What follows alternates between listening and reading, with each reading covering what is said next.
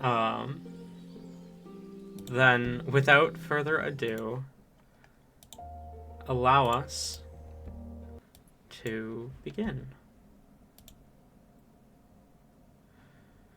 So, last we left off, you all defeated the Shadow Druids. Hellebore managed to gain some of Ghost Lily's power, but not all of it.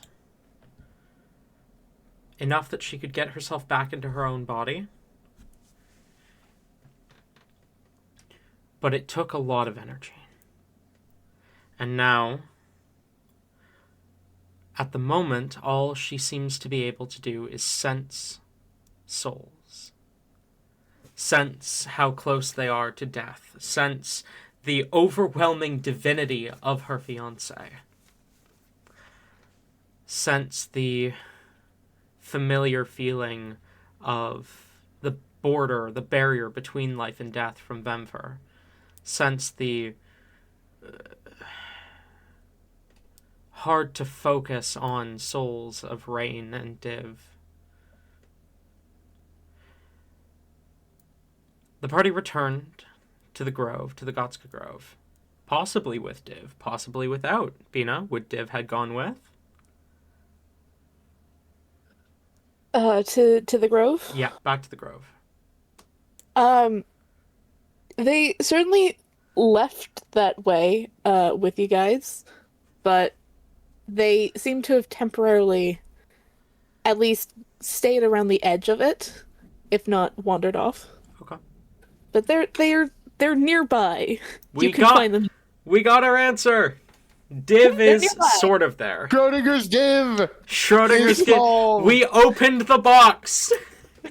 We opened the box. This has been an empty box this whole fucking time. It's not an empty box. The bottom of the box has been cut out, and they just kind of flipped out at the bottom. You made your way to the back to the grove, where you met High Elder Druid Laurel, who offered Hellebore a spot in the Azius Grove, and then, not so subtly, suggested killing Aconite, a Shadow Druid Archdruid who is a member of the Azius Grove, and so Laurel can't do anything about him. And said that she doesn't officially condone anything, but no one would mourn him if a random group of adventurers happened to have killed him.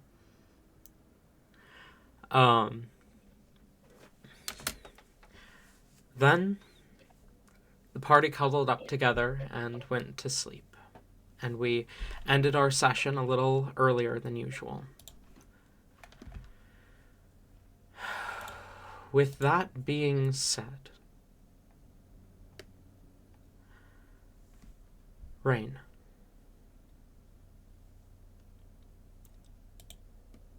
Bad time to stick food in my mouth. Colin, I gotta ask. Did you intentionally say Laurel like the meme? You did. It sounded so Laurel. What meme? You don't know the Laurel Yanny? Oh God. Wait, what me? It's a thing where, like, when you hear it, some people hear them say Laurel and some people hear them say Yanny. What? No fucking clue what you're talking There's about. no fucking shot that none of you have heard of this. No, I am That's remembering. crazy. I am remembering this now. Actually, I like vaguely remembering. I This made a joke about it last week. I was like, I can't believe they have a druid here named Yanny. Oh my I was God, very you did. I was very confused when you said that. I didn't clock that. That's what that meant. So, anyways, oh my god. Anyway. Rain. Okay. Yeah. Hi. I want you to describe something for me. Rain Rain is dreaming of a future. One where everyone is safe and happy. What does that look like? You dropping this on me now, God? Don't give me a chance to, pre-plan anything? Oh my God. I feel like a happy future for Rain is one where he's not necessarily settled down or anything, because he's not quite ready for that. What he would be dreaming of is probably committing another heist. Probably with Hellebore and Helly. Nyx. Talzin's there as well. They're probably planning out, surrounding a table, map in front of them, talking about best way to infiltrate this castle that they're going to be stealing from. Going over the plan, arguing here and there. But at the end of the day, there's no real high stakes to it.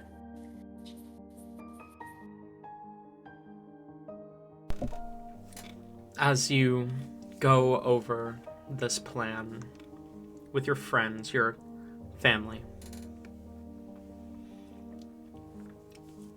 you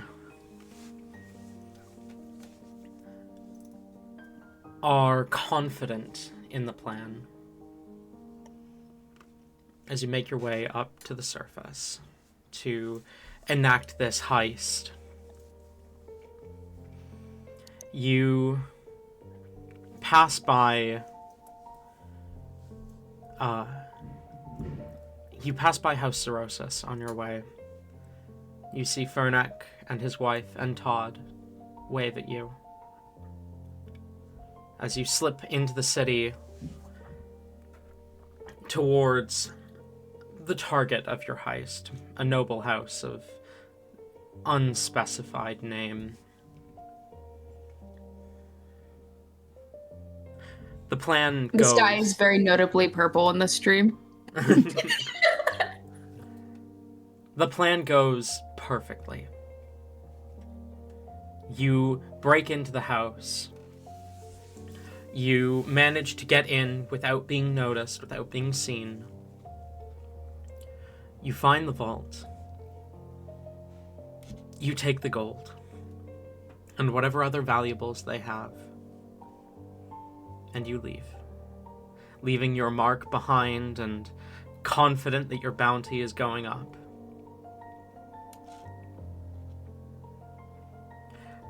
As you're making your way out, however, Nyx turns to look at you. And in a voice that is not his, he looks you dead in the eyes as he says, "Not yet."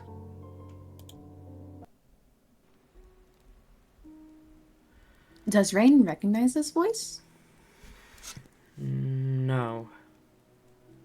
The dream suddenly fades away, and a voice more familiar this time speaks up and says, "We can't have that yet.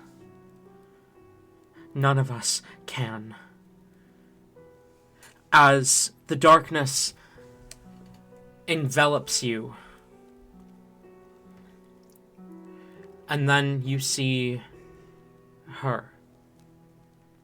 Long dark hair, pale skin, dark eyes that glow with the symbol of the god of shadow.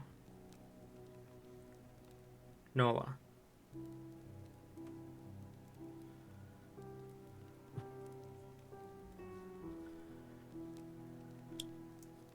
Rain. Every day that passes gets this world a step closer to destruction. You can't be wasting your time with shadow druids. So that's why you're here.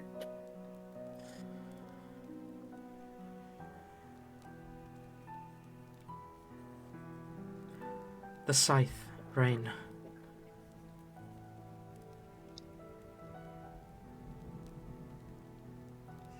Don't We will.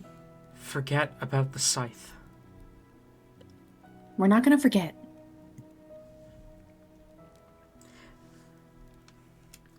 It feels like you have already.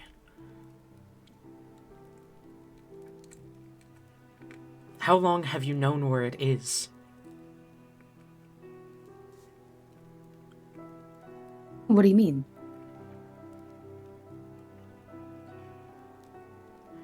You've known. How do you know? Do I know where it is? Is that a question to me or her? Her. Yes, you do. Beneath the sea in the Underdark. Off the south end of the Empire.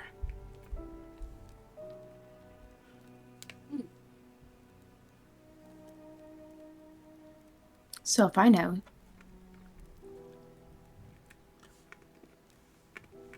Rain would like to just, make sure that this is Nola real quick. Can we roll like a a check, if you will? How are you trying to verify this?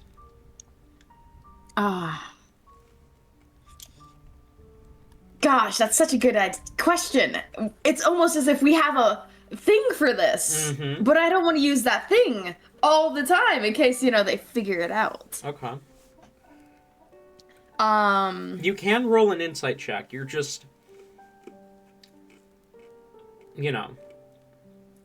the times that does this match what Rain knows of Nola? I guess of the real Nola, I guess is what Rain will be looking like. Roll are insight. the behaviors the same? Because there was quite recently where they were quite fucked up, if you will, and they don't seem all that fucked up right now. Roll insight. Rain, you did all right. That's gonna be a 16. I was so ready to insult the shit out of Rain for rolling badly. What does a 16 give us? One thing that you have learned to look out for is that the fake Nola refers to herself and her allies in the War of Heroes as heretics. She refers to their parents as the gods of evil. And she speaks with a venom that the other Nola doesn't. The real Nola doesn't. You do not detect that venom.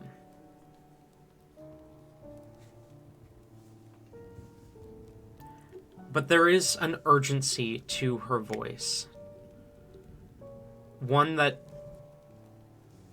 almost feels like this not fucked up look that she's giving you is forced. One that feels like there is strain behind it. Okay.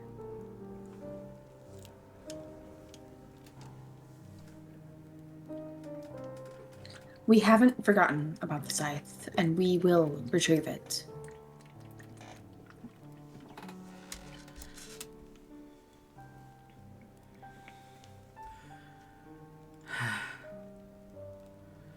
Fine. But please, the longer you wait, the more likely the Cursed Ones are to find it and get it before you can. I think one of our main concerns is also the fact of if we go towards it, they will also be following us, surely.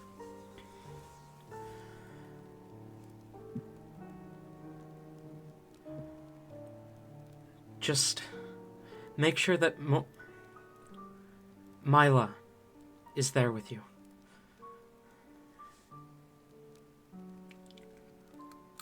Why? Only the blood of the Death God can open that chamber.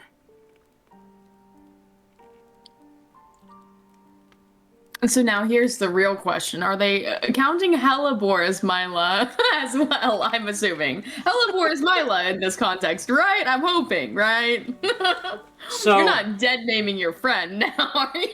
So, okay, with your 16 insight, the last time you spoke about him, you called him Mila to her. Oh. Okay, interesting. But this confirms the fact of, that this is. Hey, Tabby, how do you feel about Plain Todd? I've already Have spoken you- with Tabby. Have you talked to Nola about Hellebore? They might not know. Oh, okay, so I'm hearing it as Tabby's going, tell him about Hellebore so that I don't have to play Todd! Gotcha.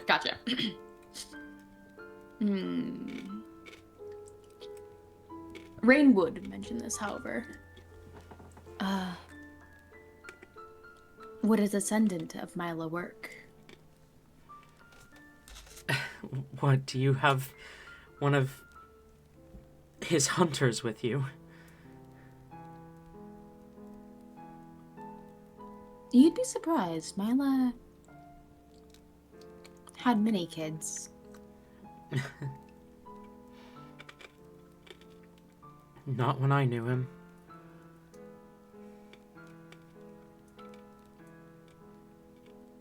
Well, he, has been around a lot more. I've actually met quite a few of them myself. So would a descendant work?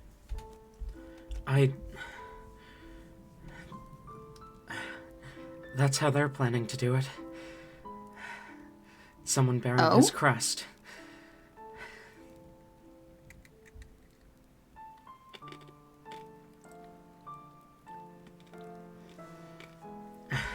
Look, anyone with the power, the blood of the God of Death should be able to open it. They've done what they do. They're crested. They're cursed ones. They're planning to open it that way. Do they have to bear the crest, or can it just be the blood? I'm not sure. I wasn't the one who designed those gates. I only know what the cursed ones have said around me or thought around me. I see. You begin to feel the dream fading as you hear a panic in her voice. South end of the Empire. There's an entrance to the Underdark at the very southern tip. It leads beneath the ocean, deep underground. Find the sunken city, please. And whatever you do, don't let them... And the dream fades.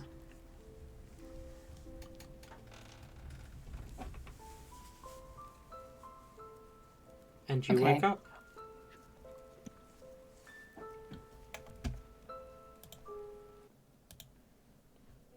When Rain wakes up, what is going on around him?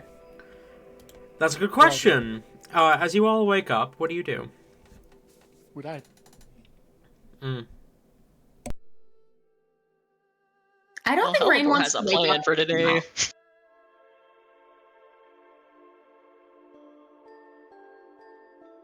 All right, we're gonna go ahead and summon Piero. Summon Para, you said? Para. Okay. Yeah. Yes. Para tilts her head and looks at you. Hellebore kind of leans in and Not enough for like the rest of you can hear, but it's it's kind of like an excited whisper. Hera, can you keep a secret? Para nods as she says, "Yeah, I'm very good at secrets." Okay, like, I mean a big one. Like, I need you can't tell anyone. Not even Kira. Actually, especially him. Okay. Okay. Me, Helper Mila Devlin, am gonna be an escort of animal souls. Oh, Kira's gonna love that. It's difficult enough. You to can't tell him. I You won't. can't tell him. I won't. But you know, he'll find out when you become one. What? Well, I mean, it's hard to have a command over death without death himself finding out. But I won't tell him. Okay, okay. I mean, the only reason, like, I'm trying to keep a secret is, like, well, I mean, I know that he's probably, like, still really, really torn up about not being able to use the worms and the moles, and then, like, I'm swooping in and I'm just taking the worms and moles. And, like, I'm also taking the vultures, too. I'm sure he'll be okay with it. He'll appreciate the extra help. It's difficult enough for us to escort the souls of mortal dead. Animals often get missed. I mean, sometimes we'll recruit wolves to help us, to comfort the dead. Wolves? She nods.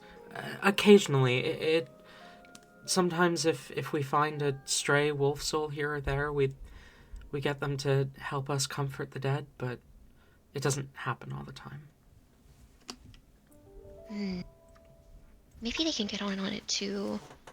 Well, I'll handle the whole recruitment process. I have plans for the recruitment later today. But first order of business is I actually have to, like, learn how to do it, because right now I don't really know what I'm doing. So I was wondering if you would like to help me train? Her eyes light up as much as a crow's eyes can, as she kind of nods and says, "All right." Perfect. Okay. So we have kind of a big one to start with. It isn't really practice as much as, like, being thrown out there and, like, just, like, having to do it, because there's a wolf and it does not have a soul, and I need to, like, put the soul back. Oh, well, that should be easier than escorting it to an afterlife, actually, because to escort it to the afterlife, you need to astral project a little bit, and I mean, it comes naturally to us, but I don't imagine it would come naturally to you. Mm-hmm. Do you know where the soul of the wolf is? Not really, no.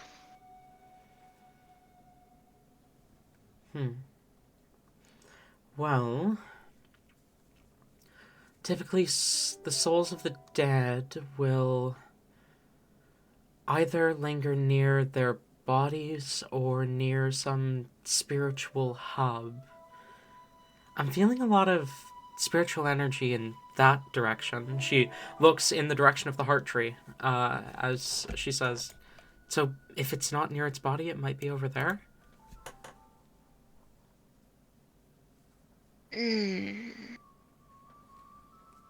Okay. I hope it's not the thing I saw. I thought that was just, like, a fucked up, twisted version of. Okay. That's probably not it. Okay, let's go. We'll check the body first, because, like, that's closer, but. Okay.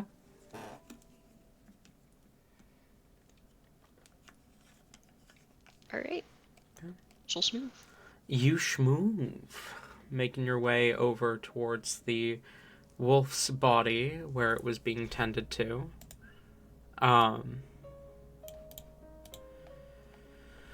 Sorry, one second. I'm being picky again.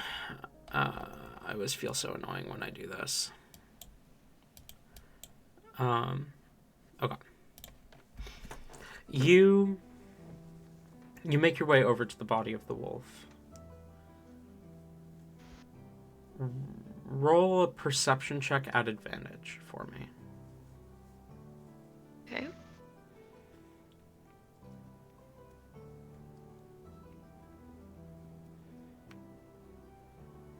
$24. You look around,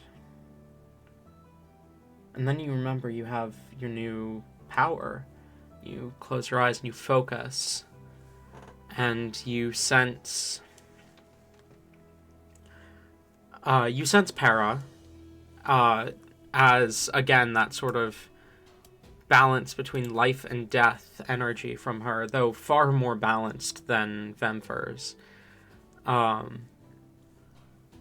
You sense any of the party who might be near you. You sense the first druid, who is not too far, just kind of watching you curiously from a distance. And you sense something a little deeper into the woods, just beyond the edge of the grove, like near the body. And as you turn your attention in that direction, you see down below you in the forest itself a faint green glow. And it kind of turns its head to look towards you, and you see the same spiritual wolf that you had seen when you first encountered Ghost Lily, now looking up at you.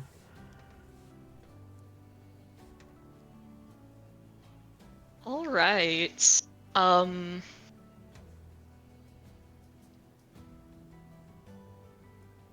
Helibor will clear her throat and approach as calmly as possible and call out. Hi there, buddy. This is to speak with animals, by the way. Okay.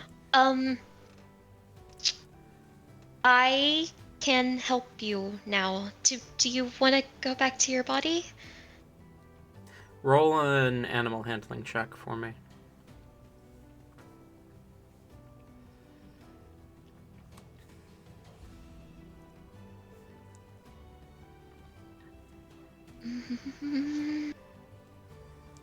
Gonna guidance that as well.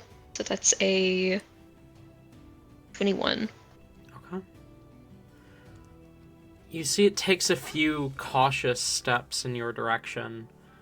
As Para whispers encouragement to you, basically saying, "You're doing a good job. Just, make sure it knows that you're not here to hurt it." As the wolf pads a little bit closer to you, its voice echoes from the spirit as it says, what would it say? Hang on. As it says, "You, like the other, but you smell of death.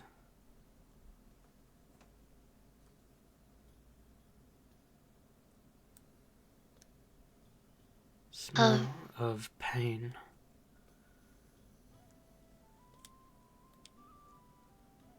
Yeah, that's my existence.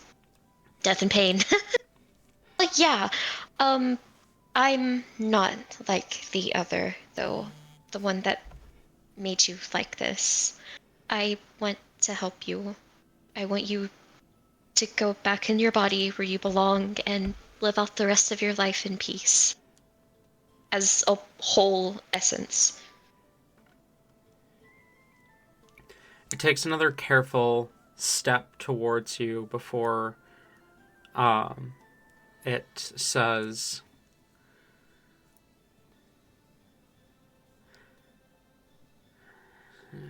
"You hurt?" It lingers in the air like a question, and you understand intrinsically it's asking if what you're going to do is going to hurt.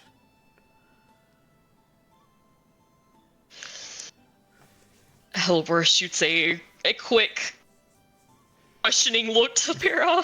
Para shakes her head and kind of whispers back to you, "Death doesn't hurt, nor does what you're gonna do. It'll be fine." Okay. No, it won't hurt. It'll be peaceful. Roll your choice of animal handling or persuasion.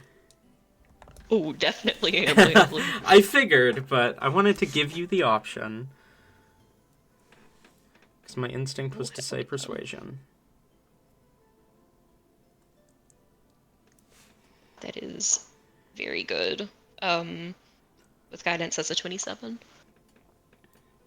The wolf steps, and it kind of steps on the air to bring itself up to your level as it walks towards you. And Para kind of smiles.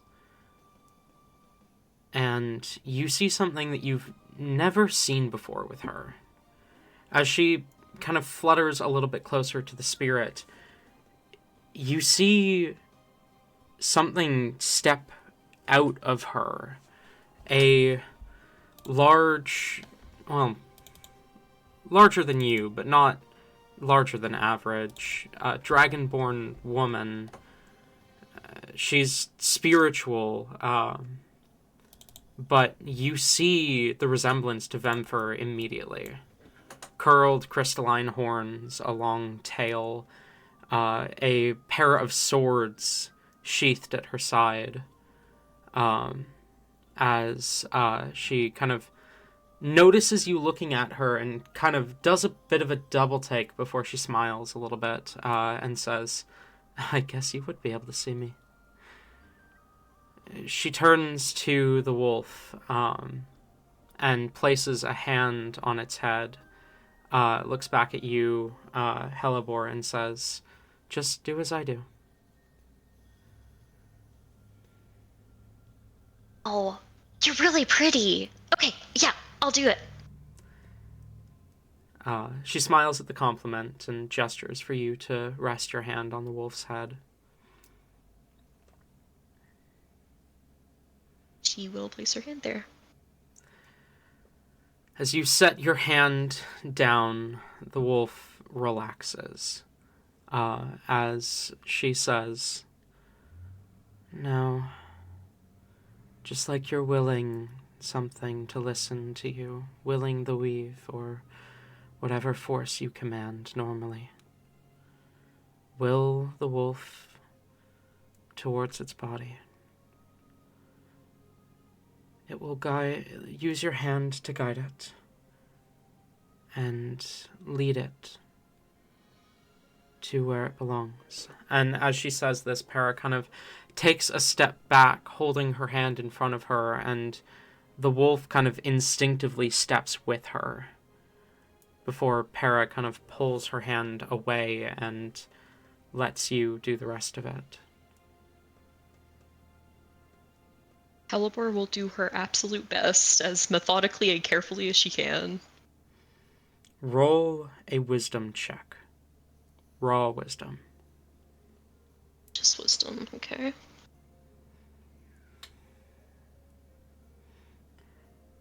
It is notable. You can feel Dwergus's presence again this morning, but it is still fainter than you're used to. Okay. I'll still go ahead and guidance. 24. Okay. You slowly, you think of it less like commanding the weave or the primal forces, and more like actually just guiding a dog, like you would normally. As you take a few steps back, it follows, and as you end up with it above its body, Para opens her mouth to explain, but you don't realize that you've reached the end of her initial explanation. It's still not where it needs to go, and you just guide it back to its body. Back inside, and Para kind of takes a bit of a step back and kind of mutters, "Oh, you got it, okay." As the spirit looks up at you and merges with the body on the ground, the wolf stirs after a moment, its eyes fluttering open. Its head tilts to look up at you, and you still have Speak with Animals active, so you hear it say, "Thank you." It tries to stand, but it's grown weak over the time not in its body, and it kind of falls under its own weight. As Para kind of winces a little bit and says, "This isn't really my area of expertise. It'll need a healer, but it'll be fine in a couple days." Of course, thank you for guiding me through that. I definitely don't think I could have done it without you. You are a natural. Escorting the dead will be a little bit harder, but focus on what you can. The spirit of Para walks back over to the bird's body, and just like with the wolf, it merges with the crow as the wings kind of ruffle, and she kind of flies over to you and perches on your shoulder. The voice now coming from the crow itself, she says, "Is there anything else you needed?" I think that's it for now. I have to start my army building immediately after we get the wolf checked. But I can do that on my own. All right. Then you, she kind of hops down, and kind of perches on your wrist and kind of tugs at your hand a little bit, trying to get you to like hold it open. Do you? She will open it. You feel something land in your hand, and then she flies off as there's a little ruby there. It's small, worth maybe 10 gold. Aww. Helipor will give a very happy grin and pocket it.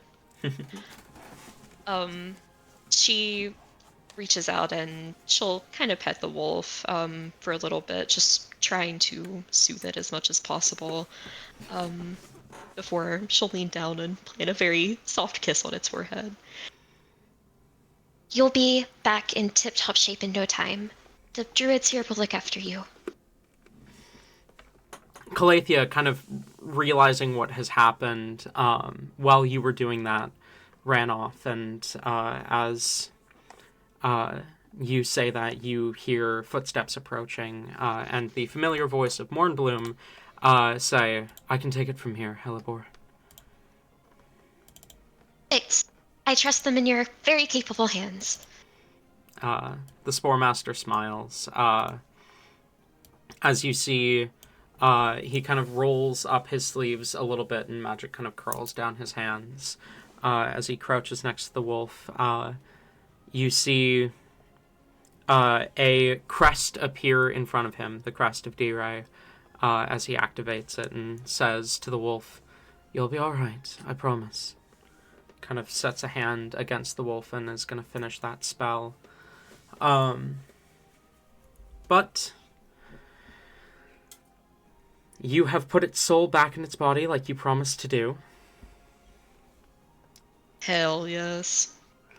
And now the day is yours to conquer. There is one last step of the Helliper soul plan for today. She will look over to Belly and give her most serious salute. Vice General Belly, I have a task for you. Belly salutes to Hellebore. Yes, sir. What is your task, sir? We are going to gather as many worms, moles, and vultures as we possibly can to this location. Our army starts today. Are you ready to lead, soldier? Calathea kind of gives you like a slightly concerned look. Wait, hang on. Sorry, you're gathering them here? Yeah, that's okay, right? I suppose. Yeah, sure. Well, you could help. Could you tell the people to help? It's very important. Okay. That's, yeah, sure. I can do that. Moles, worms, and vultures, as many as possible. He nods, and he kind of turns to Mornbloom as he says, Spore Master, and Mornbloom kind of raises a hand. I heard.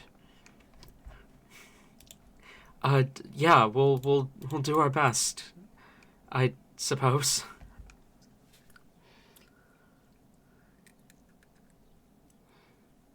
Wonderful. All right, Belly, start digging. Yes, General! We will start.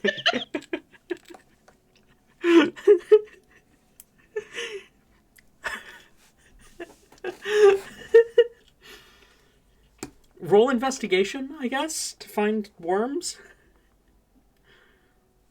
Are you just digging, like, right here in the middle of the grove?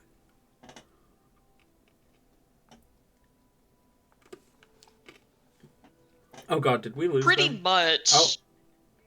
Never mind. Oh, no, yep, I'm here.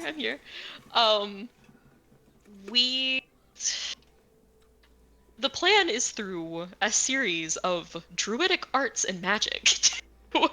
Basically, yes, summon up as many, I imagine the moles would probably be the hardest part, because, I've said it before, many times, at Flavor, but, wherever Hellebore is, vultures are not far. She can pretty easily get a flock of vultures over here by just, smelling dead. Same with the worms. I feel like she can, do some, decomposition shit on the ground and get some worms pretty easily. Moles are probably the hardest part. But, yeah, that is her plan. She is thoroughly going to investigate this grove and gather as many as possible. Okay. Yeah, roll investigation, I suppose. Or nature? Would that be nature? Animal handling?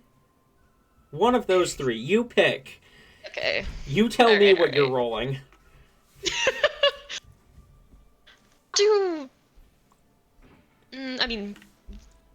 If we're doing wisdom for by nature, then that and animal handling's the same. So we'll do nature, just for the hell of it.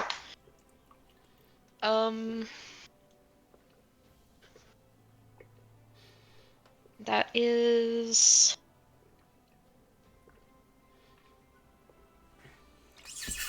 guidance to 23. Okay.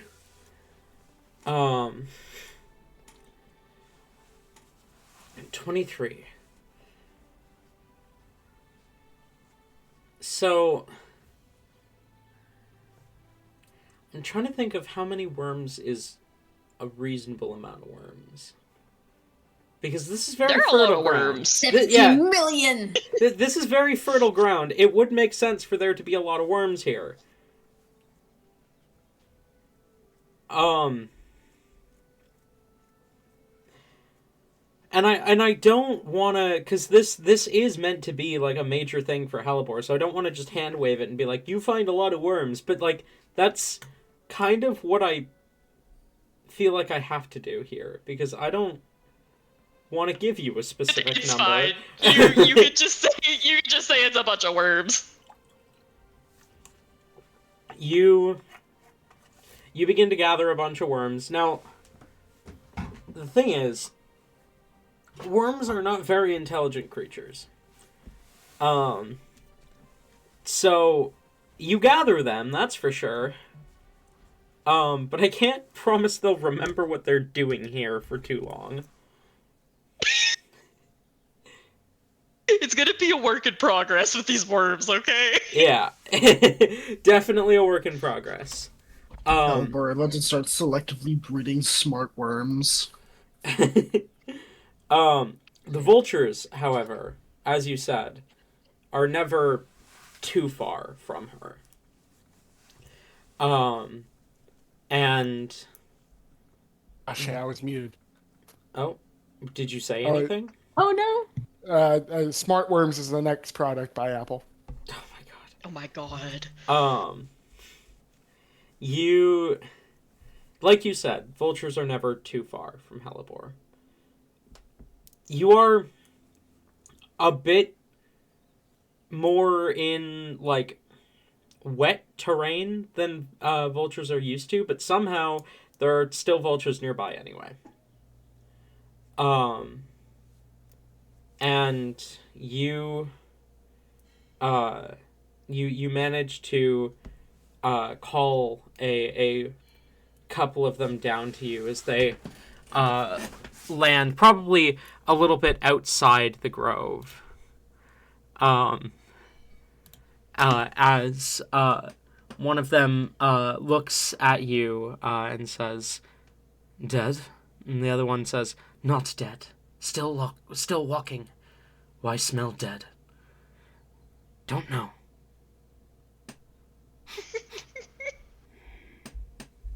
Oh, don't worry, guys. I get this reaction everywhere. Yes, I am, for the moment, alive. So please no pecking.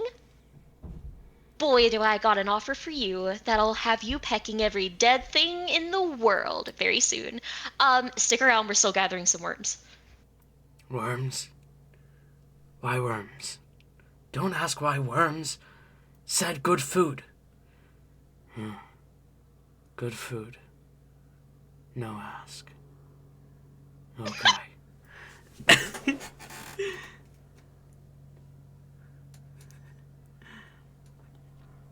Are we all gathered here today? We're all gathered here today. Okay. Perfect. There's a bunch of worms, and a couple of vultures, all gathered now around you at this point. Okay, what about the moles? I think you might have been able to find one or two within. How long would you be doing this? I guess is the question. I don't want to take up literally the whole day. I'll say, like, we'll spend a max of 3 hours. Okay. Within 3 hours, I'd say, like, yeah, maybe like 2 or 3 moles. Which is more than 0. It is definitely more than 0. Hellebore, with Belly by her side, looks over her army that she has gathered. And kind of has to, like, hype herself up a little bit. She looks a little nervous, paces back and forth a little bit, but walks up, clears her throat, and speaks. Alrighty, guys. So I know you're all probably wondering, oh boy, what is this crazy person doing here today? You know, gathering all of us together. I am here to answer all the questions that you might have. So, this is... Okay, let me lead with this. You are my chosen. Worms, moles, vultures. You are going to be my things, my animals, my soldiers in this army of death. That's what you're going to be. Death? So, yeah, that's a good word. So yeah, this is very early stages, very early stages. We're just getting started here, guys. There's gonna be a lot more of you soon. Um, what I need from you today is to start to spread the word. So my name, okay, repeat it after me, everyone. Hellebore Myla Devlin. Let's hear it. Hellebore Myla Devlin. Like the big vulture? Like the big vulture. Big vulture? Devlin. The big vulture. Someone took my name? They kind of glance between each other before one of them says, No, I think it wasn't. You're right. She just smells like him. What was his name? I think it was Vichlin. No, the Lynn, that's her. Oh, you're right. Who was it then? I don't know. Whatever.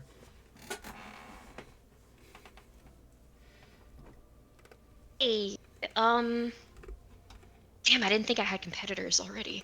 Okay. We'll deal with that later. All right. So, yeah. That is my name. I'm glad that everyone got it.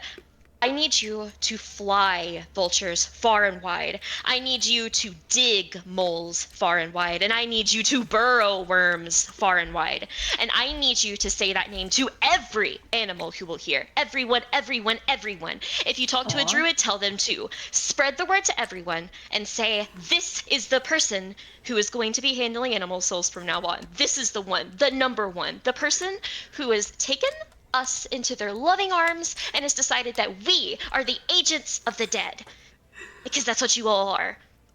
Soon, not yet. One of the moles speaks up. Question. Yes. Why do we dig and they burrow? And this, as the mole points at the worms. Okay, we'll see. Like, what if we want to burrow? okay, maybe I can try to like teach you or something. Oh, okay. Like you gotta like do this. Like get your paws and like use those less and like use your snoot a little bit more. Like this. And she'll like kind of mimic like digging with her face. Like a little bit more of that action, and you'll be burrowing before long. Another one of the moles speaks up. Wait, you said far. Do we have to go far? What if we stay here? I mean, if you have ties to this place, okay, well, at least, like, go to an animal that travels far and tell it to, like, take the word far. Like a chain event thing. The third mole speaks up and says, an animal that travels far. Like those horse things that come through. Yeah, horse thing. Or, vultures, since you're in the bird community. Like, you know, birds, like, they travel everywhere, you know? Like, migrations, like those migratory birds, hit them up. Tell them about this. Other birds scared sometimes. Funny. They're just intimidated by how cool you are. We'll tell. Right? Yeah. They're just scared of the big vulture Zarovich. That's what it was! Wait. Oh. Huh. I guess that makes sense. Okay, yeah, don't take out that guy. They're safe now. They're safe, no pecking. The big vulture who made all the vultures. Of course he's safe. Yeah. I didn't want you to get any idea. Yeah, leave them alone. I remind you of them? Really? Smell like death. Like big vulture. Oh, that's so sweet. I try. Okay, yeah. Anyways, again, like, it's in the preliminary stages. I'll get all of you together again, and we'll talk about it, like, once I'm ready to, like, actually send you out. And there's training, like, I'm gonna have to, like, train you guys how to, like, go back and forth, and, like, this is a lot. But right now, we're just in the word stages. So just talk a lot, all of you. Okay? Understood. Perfect. Alrighty. You are dismissed. They, as you say, dismissed. The vultures take flight. Half of the worms, may not have been paying attention. Maybe they were. It's hard to tell with them. They're a little difficult. But as you say, dismissed, they do start to leave. So hopefully they were paying attention. One of the moles, however, speaks up. Wait. You said we're like an army thing, right? The druids say that mortals, that they have these armies and they have, like, titles. What are our titles? Right, but I think that for this moment, I shall defer to my Vice General Belly, who has been brushing up on stuff like that, right? Haven't you? You've been reading that book, right, Belly? General Hellebore, sir. I've been trying.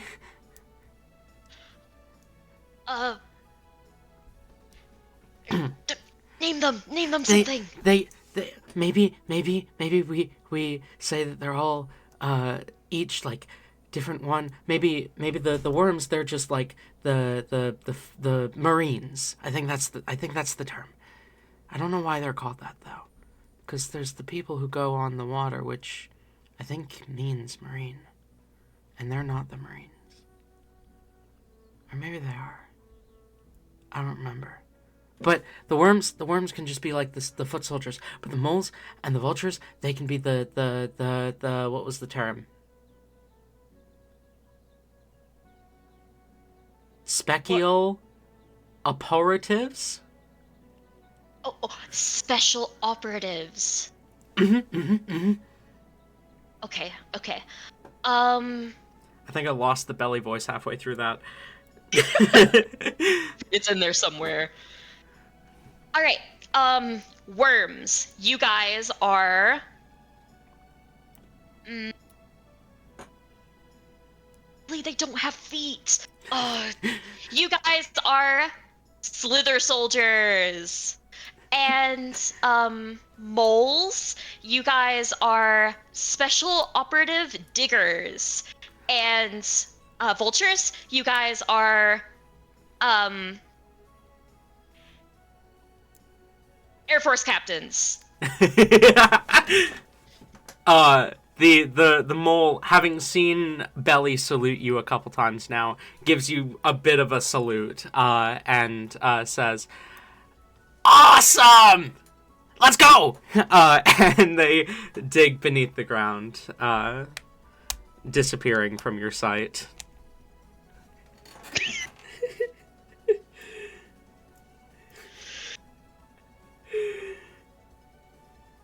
This is amazing. This is canon lore now. Beautiful. It's perfect. Good. There's an army of worms out there who are part of an actual army technically. This is canon now. Hell yes. This is great. I love this so much.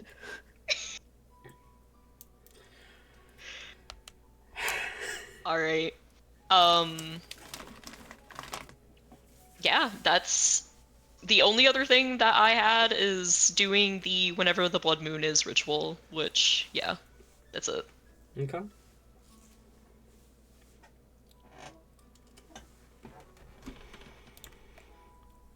Okay. So Halibor's had a very busy morning. Mm-hmm. What have Yes. the rest of you been up to? Dreaming. It has been. This is the third day since we came back from hell, right? I believe so, yes. Speaking of, I need to flip the calendar over. I actually remembered, Tori. You didn't have to remind me. Ooh, hell yeah. Okay. Do we do it? Is it time? Is it I think time? it was said a few days before. Hallie would consider 3 days to be a few days. Yeah?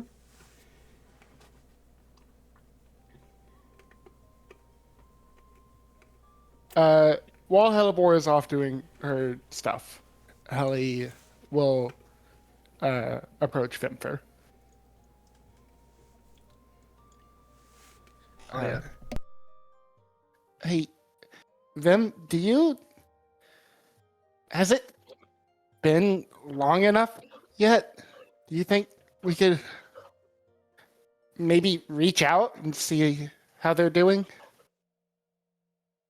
It has been a couple days now. I think it would be safe-ish too, though I feel it might be smarter to wait and see if they reach out to us. This whole time we haven't been even desummoning Philly, have we? So, like, I don't think so, no.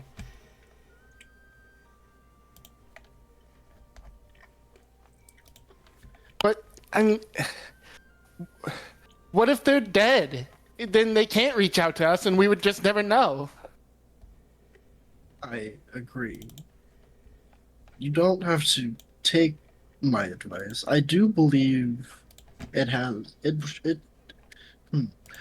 If things have concluded in a way where we feel they are in a better place or they've won entirely, it wouldn't hurt to try and check in, though if they are still either if they are in jeopardy of whatever, it could put them at more risk.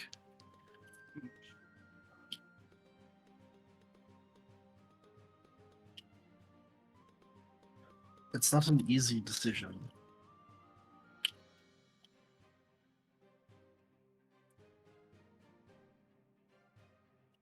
Though I will stand with you if you decide to I will support you if you do decide to try and check in with them. I don't believe it is an awful idea.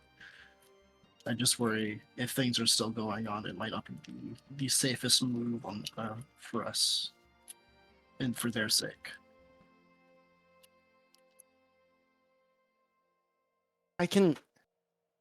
At least I could summon a non-combatant like Carrie. Carrie probably wouldn't be fighting anyway. That is true. Okay. I will stand up and I will summon Carrie the succubus. Okay, 1 second. Um. Karina? Yes. Okay. You What level is that? DR 4. You channel your energy, calling upon your connection to Karina.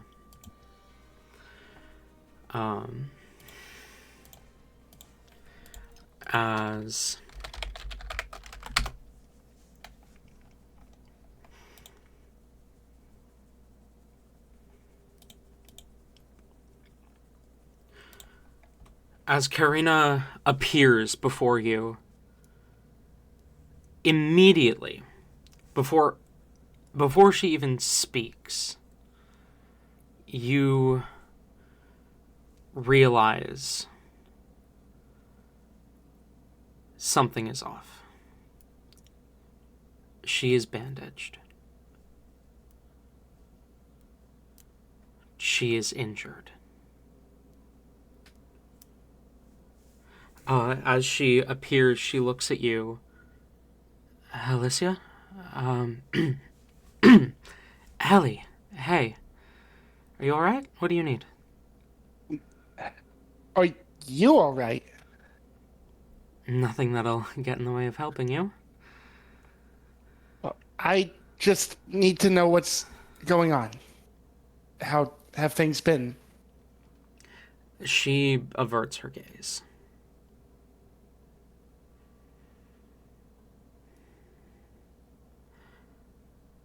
Your moms are alive.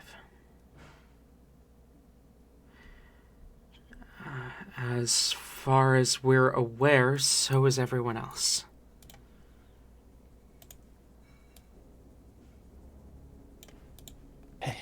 Roll That's- insight, please. I was gonna say, Oh. can I? I wasn't even gonna roll. I was Yeah, debating just that's, having Vemford press her a bit.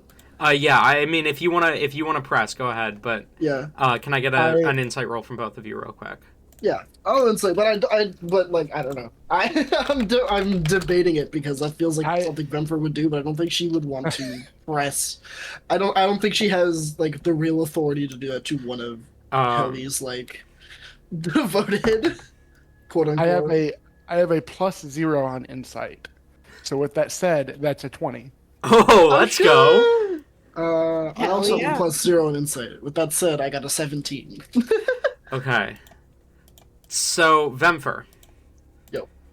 You don't like the way that she said that, but you can't... Nothing strikes you specifically. Helly. She said as far as we're aware. That strikes you as very odd, because if everyone was okay, she wouldn't be saying that. She'd be saying everyone is fine or everyone is alive, but there is a level of uncertainty. Someone could be dead, and they would have no way of knowing. This is your subject. I'm not gonna have Vemfer get in the way of this. She rolled. Anyone else, Vemfer would be right on the ass. She rolled a 19 on her Damn. deception check. Anyone else, Vemfer would have been fucking snout deep in that bitch. But this is. There's probably like a good moment where Helly is relieved until that clicks together for her, and her face just kind of like, I'm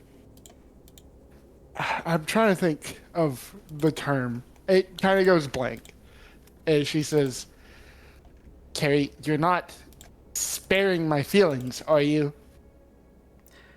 I need to know." She looks at you. Is that an order? Yes. She averts her gaze as she says, Lucifer and Lilith were taken. The 8th came to help us, and now they're missing. We don't know where they are, but they were specifically captured alive. They also broke into the vault and only stole one thing. Your mother didn't even realize it was in there. Some strange sword.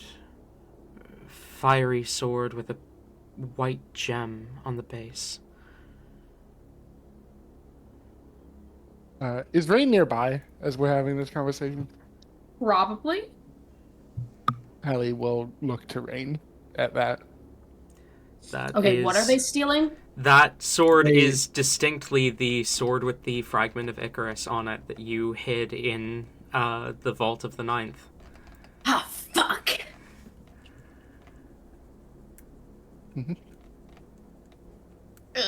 Diastanus's sword.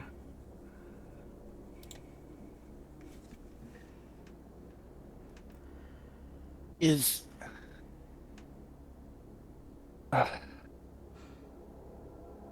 And you're sure it was outsiders that stole that?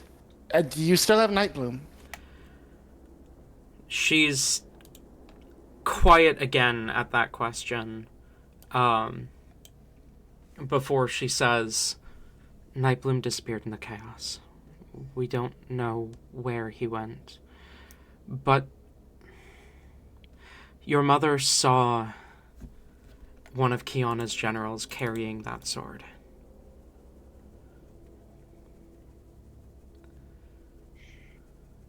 Incandium, the flaming mantis from the third.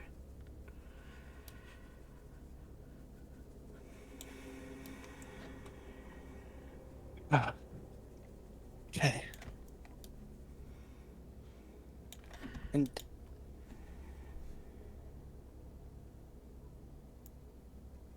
to be clear, my moms, both of them, are okay. She nods. Celsius was injured in the fight. Lady Teori,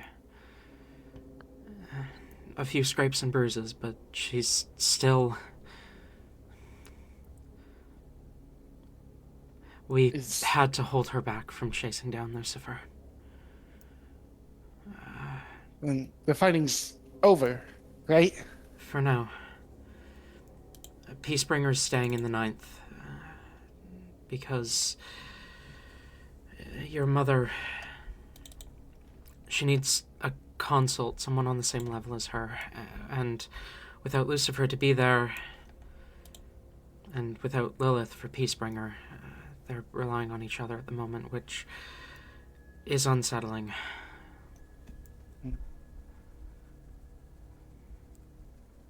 I guess nothing like a mutual enemy to set aside differences.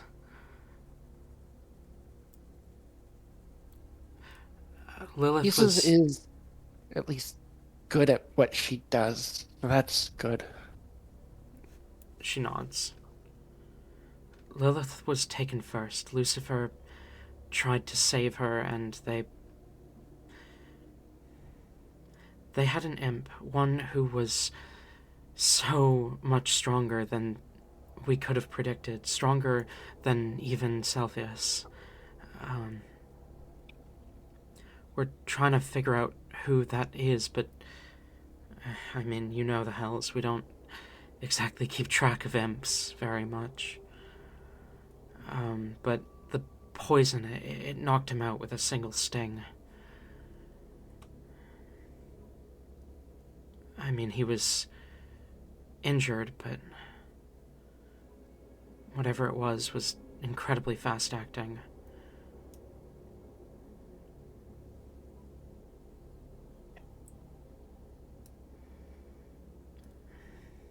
A few of us got caught in the crossfire. She gestures at her own wound. Dan's okay, but I wouldn't call on him for fighting for a little bit.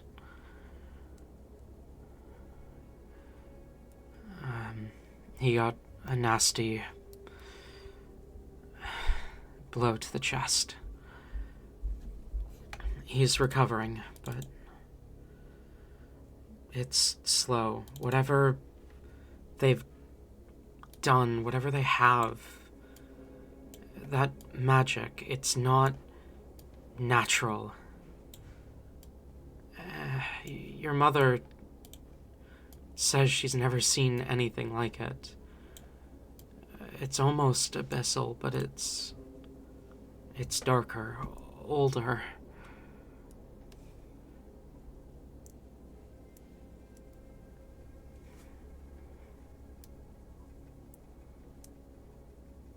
Ellie bites her tongue and then just says, "Did Ole fight with us?" She nods. Good. Yeah, he,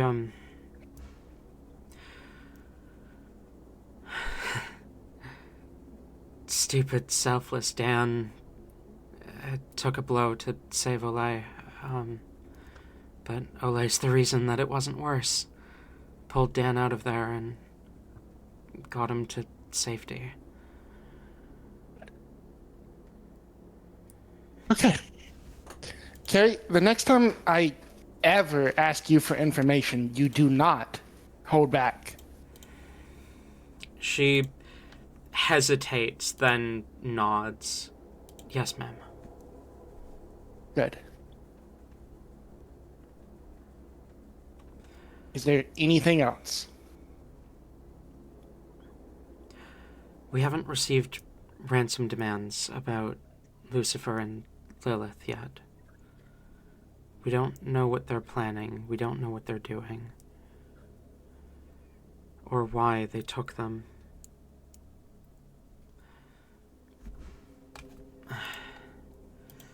Your mother is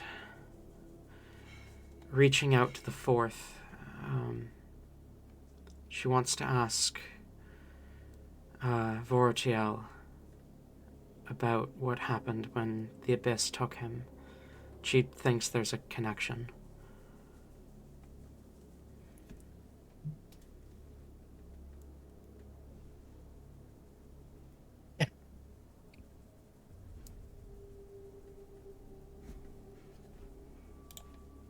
Thank you. You're dismissed. She nods, and I assume you're dismissing her back to hell? Yep. She nods and vanishes. I will look to Rain, and I guess I never really had the opportunity to explain the entire situation to Vimper before. No. I said that I would do that, but I have not. But even still, I look to Rain and just like that fucking dick is working with Kiana, and he had us in hell. What the fuck? Rain is. I feel like Rain's not going to say anything right here, actually. He'll just, like, nod along, letting Helly just, like, talk here. And he will kind of move closer to Helly.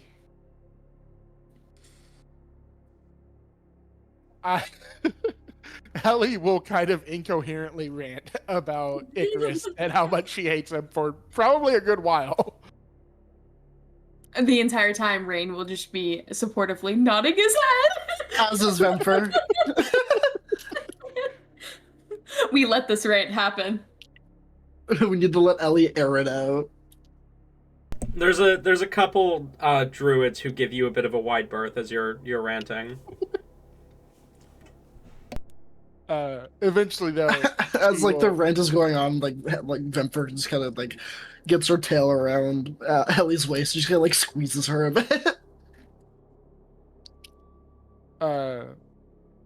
Helly eventually calms down enough to no longer just be saying "fuck that guy" and everything he stands for. I hate him so much. She says, "Okay, Nightbloom is loose. I don't have the power to summon him here, but eventually I probably will, in a way that he can't just ignore. So I guess he's just loose for now. And the sword, the piece of Icarus, there was a word for it, right? The white stone thing? I don't know if we ever gave it a name. Just a fragment of Icarus. The fragment, it is in one of her generals, and they have Lucifer, and I can't think of any reason why they would take Lucifer unless they're trying to get to me, because otherwise they would have given my mother's a ransom. I will point out they took Lilith and Lucifer went after her, is what Kinara said. Okay.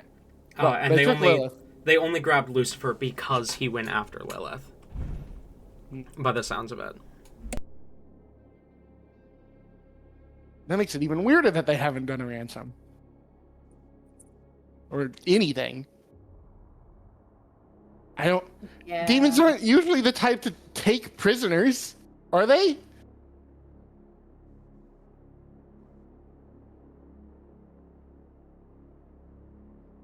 Was that to us or? Yes.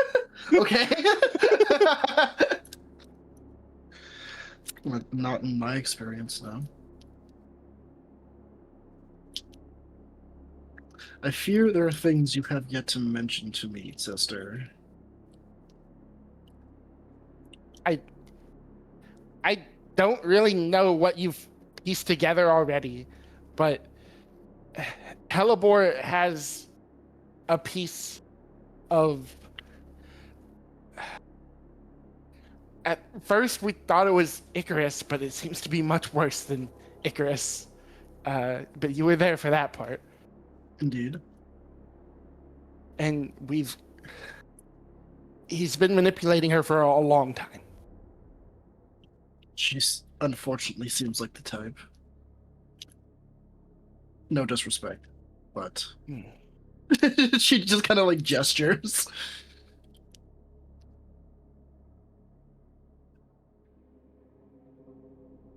Rain, do you have anything that might help, or anything at all to say about it? I don't know.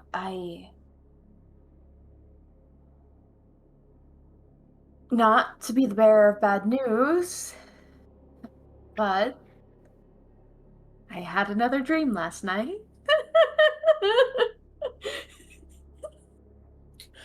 Okay. I was contacted and informed that we should stop what we are doing and that we should go after the other weapon. Wait, I thought that they were waiting on us to do that so that we could show them the way, basically.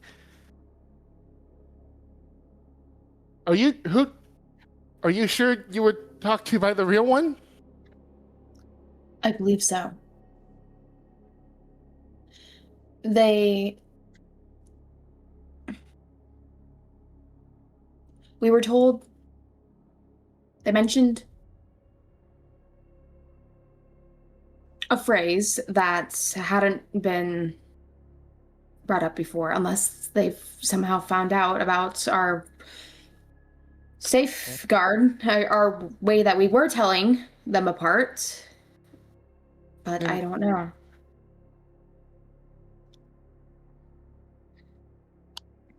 Is there a chance that they might have, like, tricked her into telling you that? Maybe. She did mention something about thinking, being able to tell what they were thinking when they were near. So maybe it's something like that. I don't know, but at the same time, I don't know if it would be smarter to go after that weapon or to deal with the Hells and That weapon, correct me if I'm wrong, it won't help us. Not right now. We don't have anyone who can definitely use it, and carrying it around with us is just going to make us even more of a target for pretty much everyone.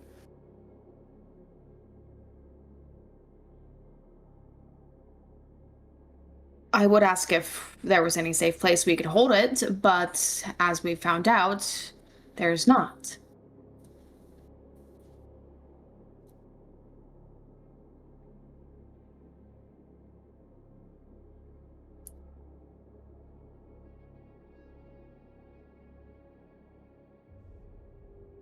Helly, what are we going to do now that he has another piece?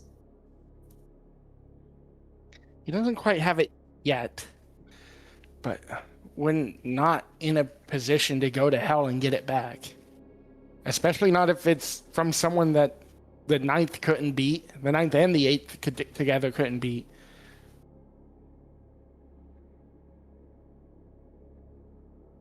If patterns continue, Helibor will have to encounter that piece, like, in person, in order for him to get it.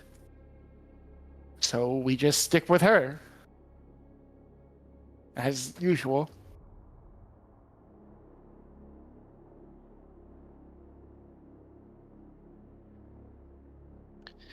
Helly will want to go to the weapon as soon as she can. This dream is just gonna push us further into that.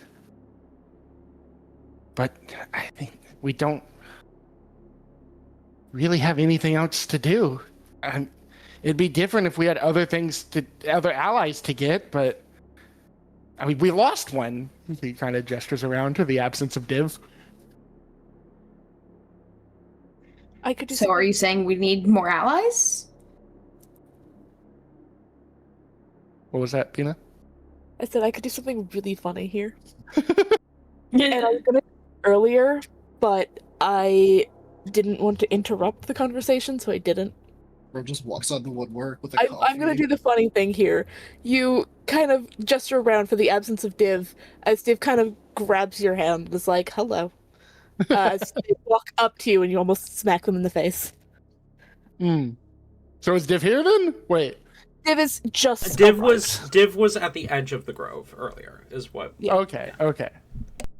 I misunderstood then.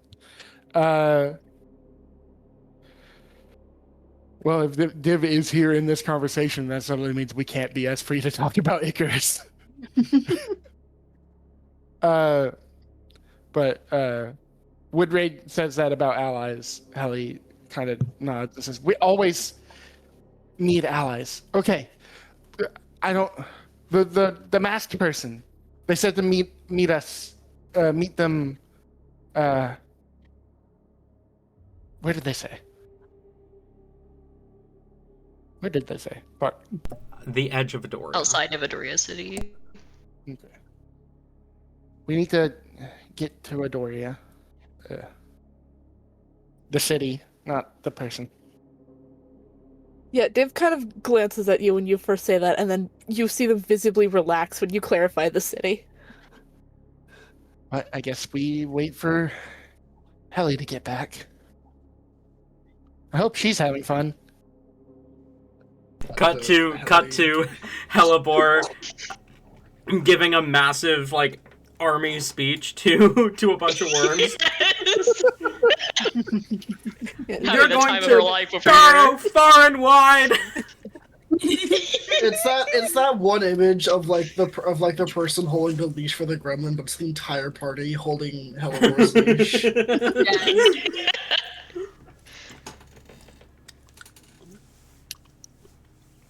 I do want to mention I've been trying to load the Roll20 this entire time. Huh. Oh. Ooh. Okay. That is You have wrong. hardware acceleration on? I've never turned it off. I don't. Hardware acceleration curious. We don't What? really need it today, so that's not a big issue. But that is weird. Anyway. Oh my god. Who the fuck drew the spooter in the bottom right corner? I just found it. Abby! Oh my god, it's been so long. Finally. Sorry, it was so long ago, I think. By so long ago, I mean a month and a half, but still. Anyway, It's been a while. I'm leaving it. I'm leaving the spooter there. Yay. I'm also leaving the Leave Giant the Among hat Us in on the top Telson. left. And Did if we're leaving the hat on Telson, so Yeah. It rained. Did Rain have something to say when it is hitting me that you said, so we need allies? And you said that you had something, and then we kind of glossed over it. Fuck, you're right.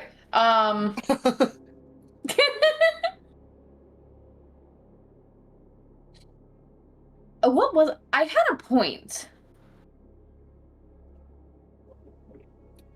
Fernic and Towson walk out of the woodwork. We do need the dads. Tabby, Dads! play 2 characters. Tate, play 3. I'm down. Don't even stress. I will be clustered. Maybe I'll finally stop zoning out of conversations. Yeah, start having a conversation with yourself. Just you will have just leave the conversation. have Vemper, Talzin, and Fernic all conversating. All the lizards, get them Conversating. together. Get the lizards together. Don't just What would mention they connection even to one say? another.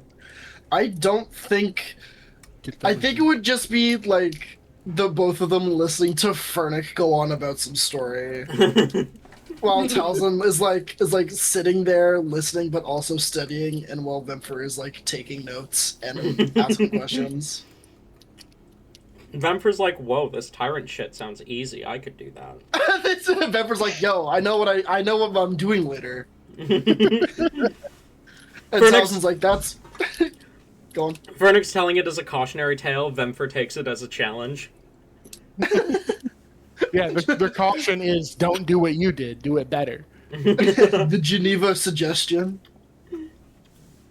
So did Rain have something to say about allies, or?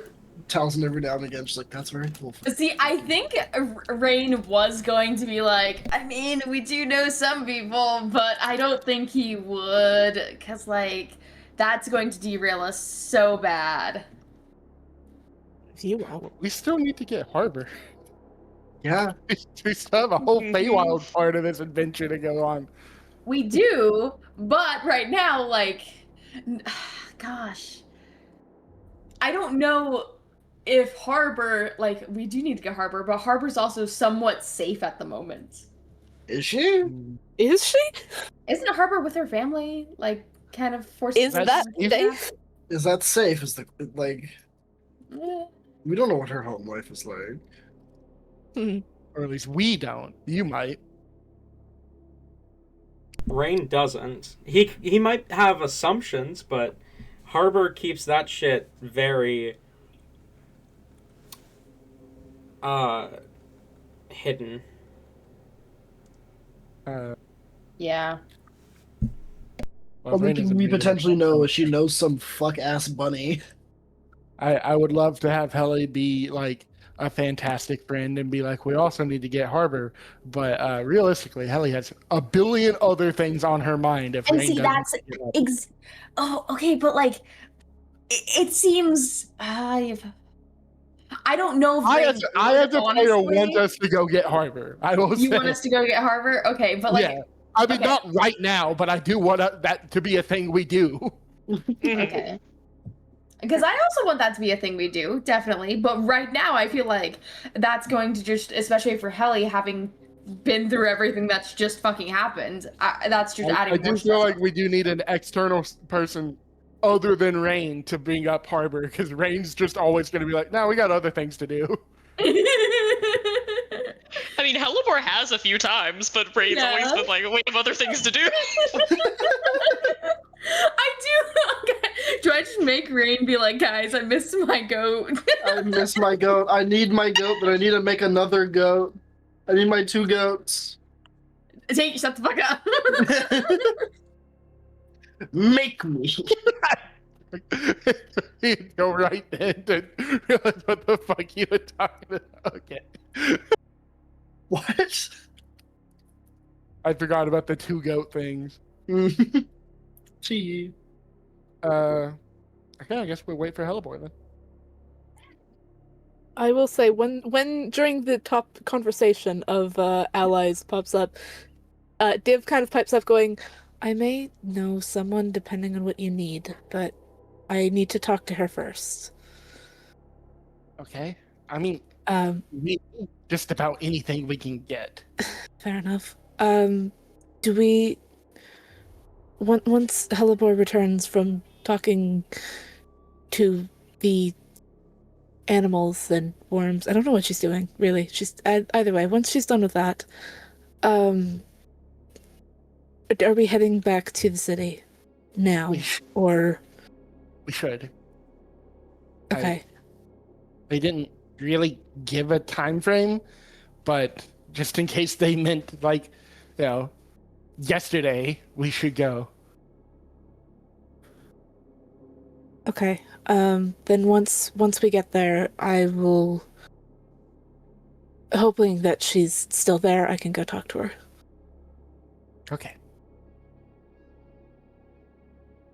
Now we wait. No, we wait. Okay. You wait. It doesn't actually. I mean, it probably takes a bit. But eventually, Hellebore does return. Go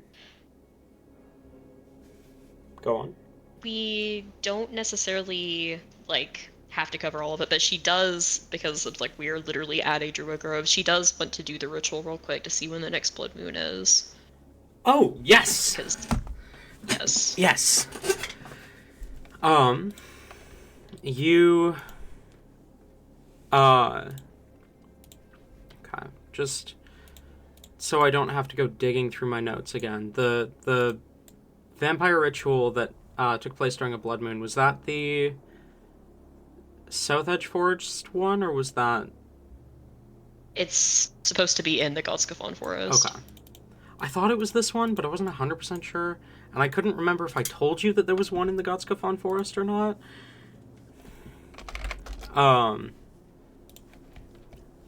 Okay, thank you.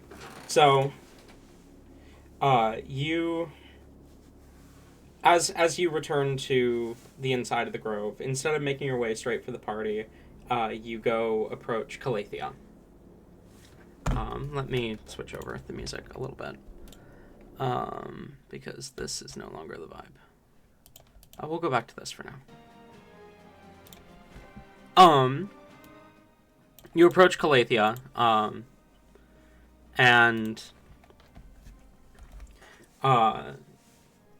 what do you say specifically? She will. She's in a very chipper mood. So she'll walk right up and give a wave. Calathea, hi. Hellebore. Sorry. Yeah, sorry to bother you. The worms are making their way out. Don't worry about them. Okay. But I did kind of want to ask, would it be possible to maybe do a ritual to find out when the next blood moon is? That's a little pertinent to you guys as well. I meant to warn you before. We have information that on the next blood moon there will be a larger number of vampires in these woods than normal. There's a ritual of sorts that they're planning on doing here. We're planning on stopping it, so please don't worry, but we need to know when that's going to happen. I see. Yeah, give me a moment to gather the others. Meet me down in the shrine. Of course.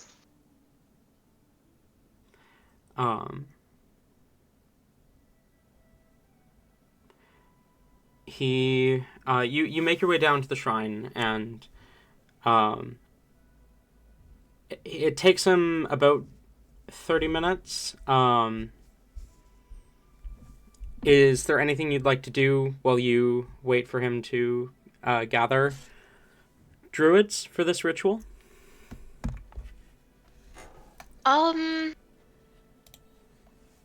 Hyacinth's still around? Yep, Hyacinth's still here. I took him off the map, but he is still here. Okay. We'll pop She back over. wanted to have a word with him before we head out, so this might be a good moment to do it while we're waiting. Okay. Especially if he's going to be taking part in it, which she'd invite him. As we're waiting, she will kind of try to go over to a quieter section with him and speak up. So we're probably going to leave after this. I assume you're staying here? I mean, Shadow Druid or not, standing still, staying in one place, it's not for me. I'll stay here for a little bit, but once things have calmed down, I'm probably gonna leave at the end of the week, maybe. I don't blame you being cooped up in one place for too long.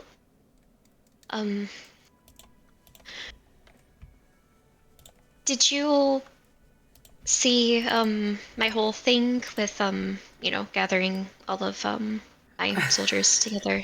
You saw the whole thing, right? I noticed you doing that.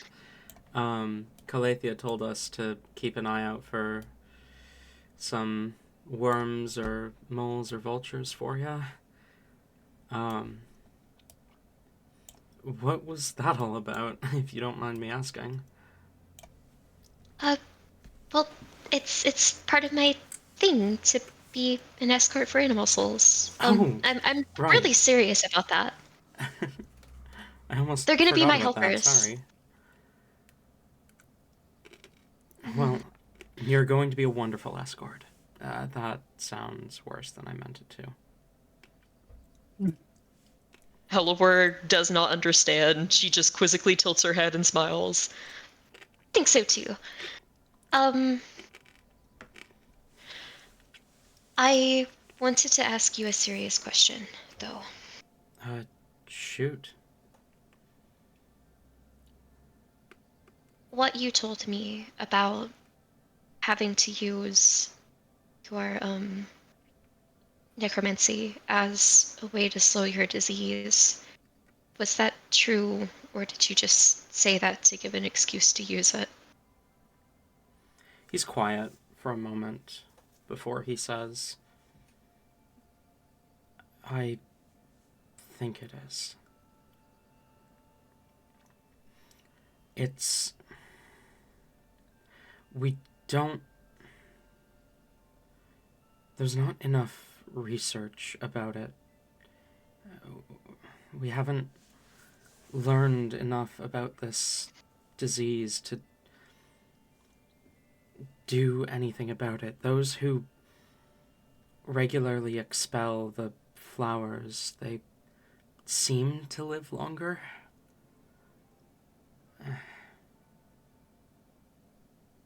But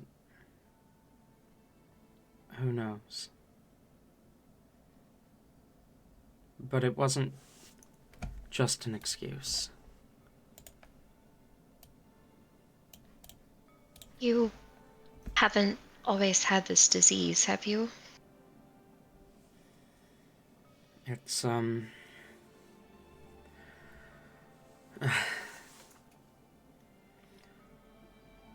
something you're born with.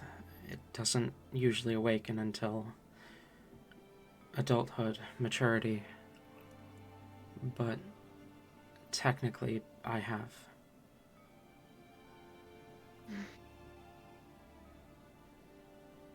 The flowers are what let me animate the dead. I wasn't a necromancer beforehand, if that's what you're worried about. They're So, parasitic. so I guess I should say if, but I'm going to work really hard at it. If I'm able to help you. I've already thought about it, and so much has changed recently about what I thought was wrong and what I thought was right that I don't really know anymore. It feels, I'm not sure how I feel about it, about how right it technically is to have you move bodies like that. It's, I don't know, but I told you that I would help you, and you're my friend, and I meant that. But I need you to promise me that you won't use necromantic magic whenever you come back. I cannot, in good faith, bring you back, go through that, something that is maybe wrong, and then have you continue to do that.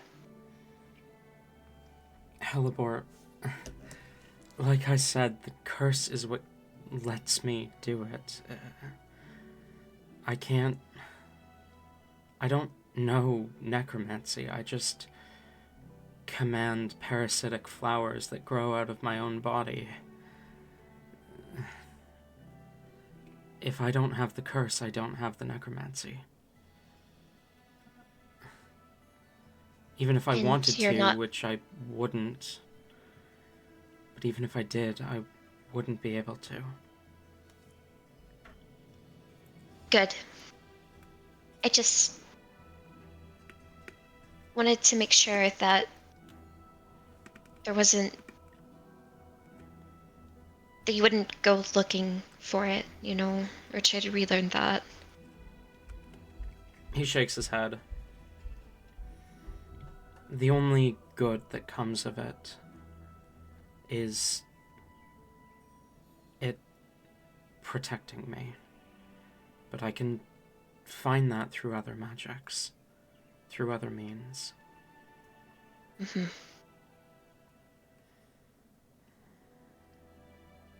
There's I'm so many other druids out there who survive and thrive with magic far, far different than my own.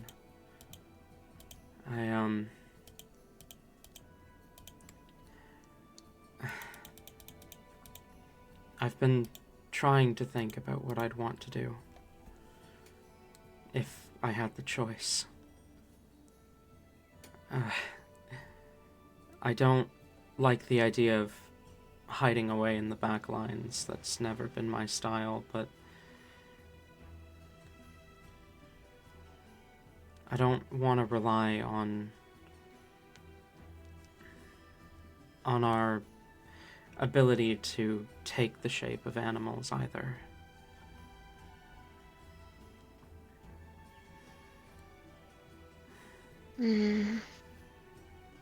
I like fighting as me, not as something else.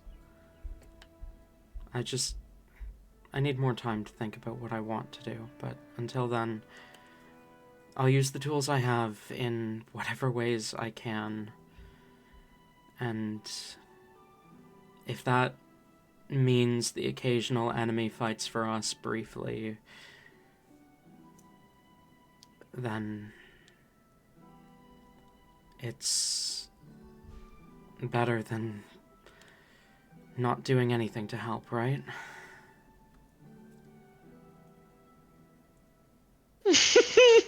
Halbert has a very shaky smile. Yeah. No, you'll do the right thing, Hyacinth. I trust you. He nods. I hope so.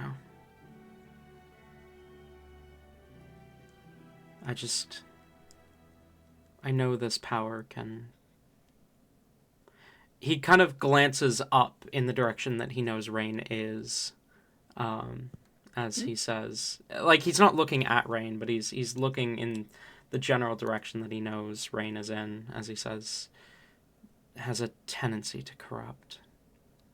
But I don't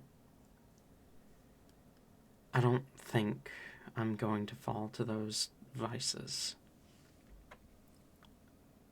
Good. It's apparently tempting for some people. Yeah. Okay.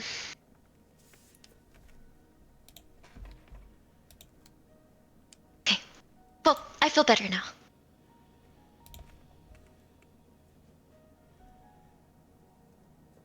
We wait for Calethea. Okay. Calethea gathers the grove and guides you all through the ritual. Foxglove sits nearby and watches, but doesn't participate. As you see the druidic chanting, the magic coursing through the shrine, bouncing off the stones and into the center where Calethea is standing to coalesce the power above. You see, as the magic whirls around you, flowing through everything, and gathers above him, you see 3 moon phases. Calethea takes a step back to look up at it, and his face kind of falls a little bit. you know the moons very well. And you have been tracking their phases for as long as you can remember. And the phases that these 3 moons are in is 3 days from now. Ooh.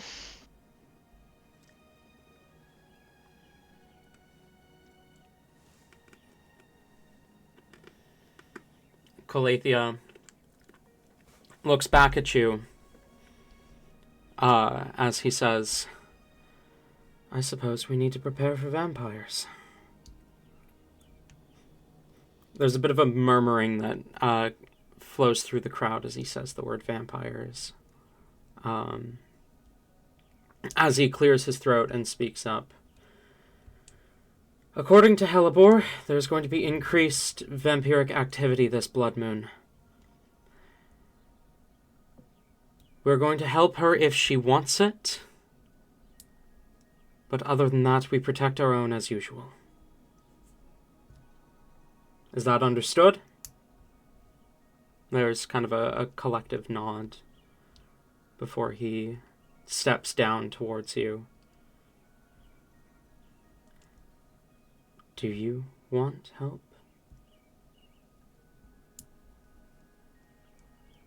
Helibor is very deep in thoughts. Her own face kind of fell when she saw, well, a mix. Trepidation, but a bit of almost anticipation, like someone who's about to go on a hunt. Like a bit borderline concerning look of anticipation as she saw that. She kind of tries to shake herself out of it and looks over. Well,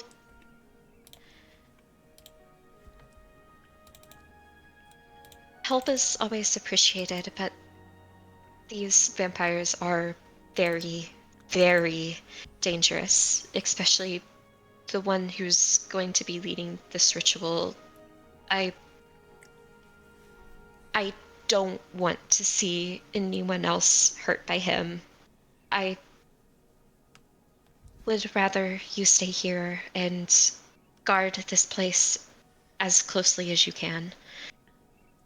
My friends and I have some experience fighting vampires. I will handle it. Calathea nods. Do you know his name so we can look out for him? Damon.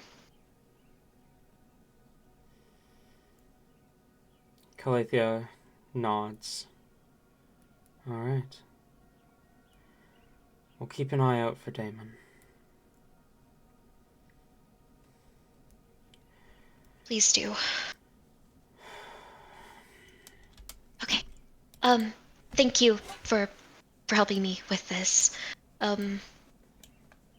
I think we're probably going to head out now. I imagine we have some business in the city. But thank you so much for graciously hosting us here. Calathea smiles and nods. You're always welcome, anytime. Thank you. She'll bow and return to the others. As she doesn't have as much pep in her step as before. She has a little bit more on her mind, but she still bounds up, still kind of riding the high from her new army. As she smiles and kind of like runs up to everyone. Guys, did you hear? Did you see?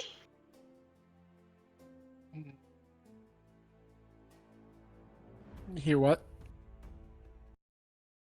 See what? Mm-hmm. Sorry.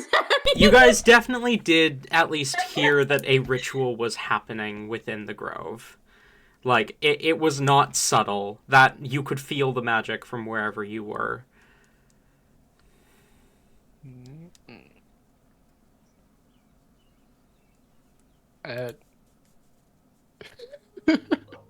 Helly will just wait for Helleboy to explain. Okay, so 2 things. One good, one mixed. I've started my army. Me and Belly are true leaders now. The worms, moles, and vultures, too, we have like a trio going on, are going to start spreading the word. And we helped out the wolf. They're good now. That's great. I wasn't sure if to be impressed or just think this is a delusional child playing forest animals. Yes. They'll see. They'll she's all somewhere- see. She's somewhere in the middle right now. But she will keep quiet because she knows not to not to step on that. Second thing, we performed a ritual to see when the next blood moon is, and it's in only 3 days, which is scary and kind of good. We don't have to worry about having to go back here much later down the line. We can maybe put a stop to it soon. 3 days? Yeah. Okay. How far away from Adoria City? Literally like a couple hours walk, if that. Okay.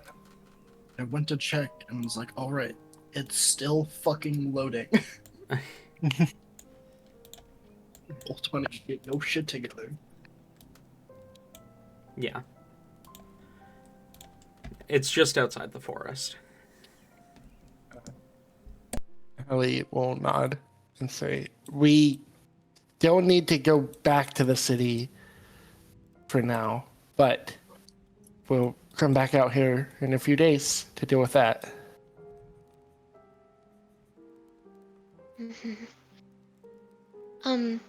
I guess you guys are wanting to go back so we can attend that fair? Among That's- other things, I believe. Yeah. Well,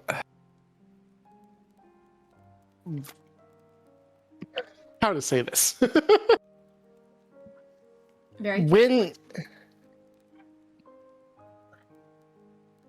during the while we were fighting the shadow druids, someone talked to me, and I don't know who they are, but it was the person in the on the poster, the one in the mask. They seemed like they wanted to help, and they said to meet them there. So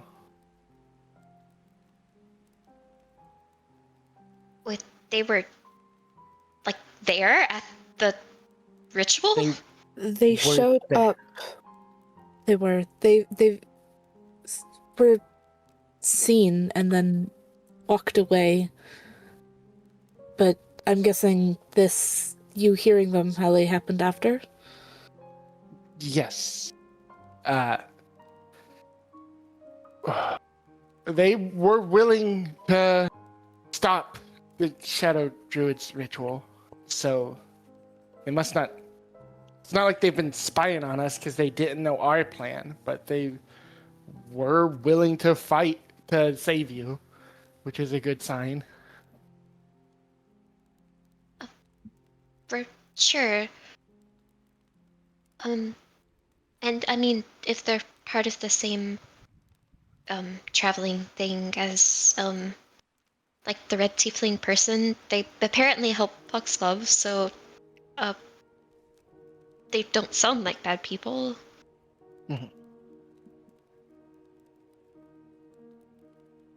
I don't think they are, but I don't know. Well, we'll find out soon enough. Let's get going.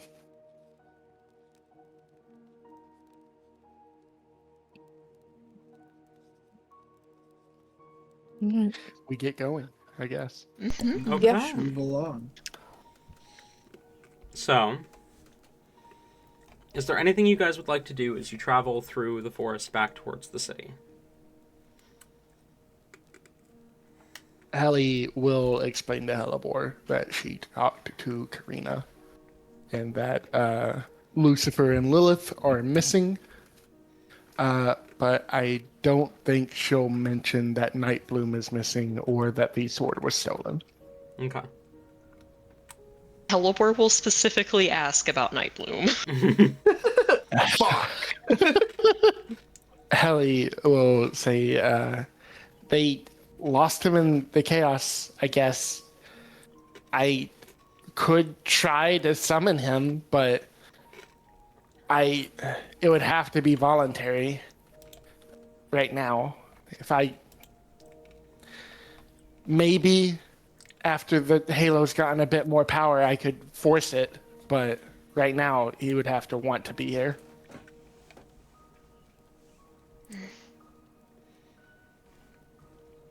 That's okay, Helly.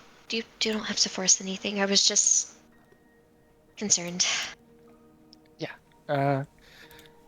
Good reason to be concerned.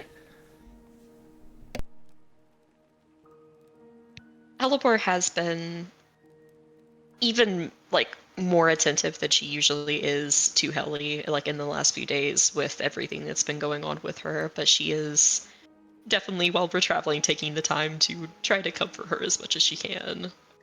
The situation is better than it could be, but, Still Lucifer not being great. gone is rough. Yeah. Mm-hmm.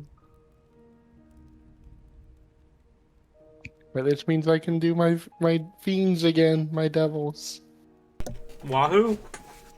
Yippee! No, you can't. All your devils died. Move on. Specifically, no one died. We were told that. Fuck. More lies. All So, your all devils dead. are traitors. I do just want to, for the sake of letting you know mechanically, like Karina said, Dan is currently injured, but alive. Mm-hmm. It'll take him about another 2 to 3 days to recover. Okay. So he'll be back in time for the Blood Moon, but before that, summoning Dan will not be useful in combat. Gotcha. With that being said, as you make your way towards the city, you leave the forest and see north of the city, just to the north, between the city and the forest and the mountain, a large circus tent and a sort of makeshift fence that's been set up around it, and a bunch of smaller kind of carnival tents and stuff have been set up. It does not appear to currently be open, though there are a lot of people moving about, like they're still getting set up.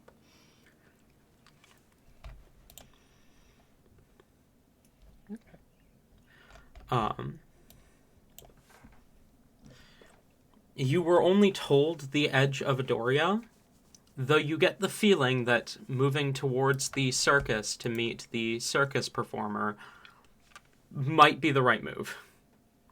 What? You know, just maybe. Ow, motherfucker. Just maybe. Sorry. Hilarious timing for the cat to claw me. It's not important, but just for my own sake, the tailor that is making Ellie's clothes, they said a couple of days, right? And it's only been one? Mm-hmm. Okay. Weren't we told that we'd get one outfit, though? Mm-hmm. So you could be fancy for this, right? Mm-hmm. Yes. So we have to go back. We have to go to the tailor before we go to the fair. Because you need to be looking your best, okay? I'm sorry. Rain cannot stand to be in your company if you're not at your best. How did he possibly be around Talzin? I wonder. Look, he gave Talzin some clothes and everything. Talzin's best is just, like, shriveled dirty and tattered. He will be nothing Damn. more than that. I fear he's peaked. That's sad. They're setting up anyway. We can come back once they're already set up. That's sad. Look at him. So I guess we go into the city for now. Okay. You make your way into the city. I assume you are headed towards the tailor? Yeah. Okay. This is where Div will kind of tap Helly on the shoulder. I don't know how long you'll be. I don't know how long I'll be. Do we want to meet up in a different location, or should I just come find you after? I shouldn't be too long, but I don't know how long you'll be. So if we don't see each other before, then I guess meet at that fair place tonight. Okay. I think I can do that. If I don't get lost. I might get lost, but to be fair, it is a giant tent on the edge of the city. I'm pretty sure I can just pick a direction and walk and find it. Yeah. Well, I will see about coming to find you if I am done before then. If not, I will meet you there. Okay. I'm pretty sure you all can call me if you need me, but I don't see why you would. And Div will turn and head off. Okay. And Div leaves. Fucking dies. Parts. Okay. You guys make your way to the tailor. As you enter, they kind of smile. Oh, wait. Waiting. Ayla said Rain would call out to Div, Okay. telling him to Sorry, be I had a softly. mouth. Shut up. Shut the Sad fuck up, face. Daddy. Div! Be sad I had a feet! mouthful of food. He said, Div!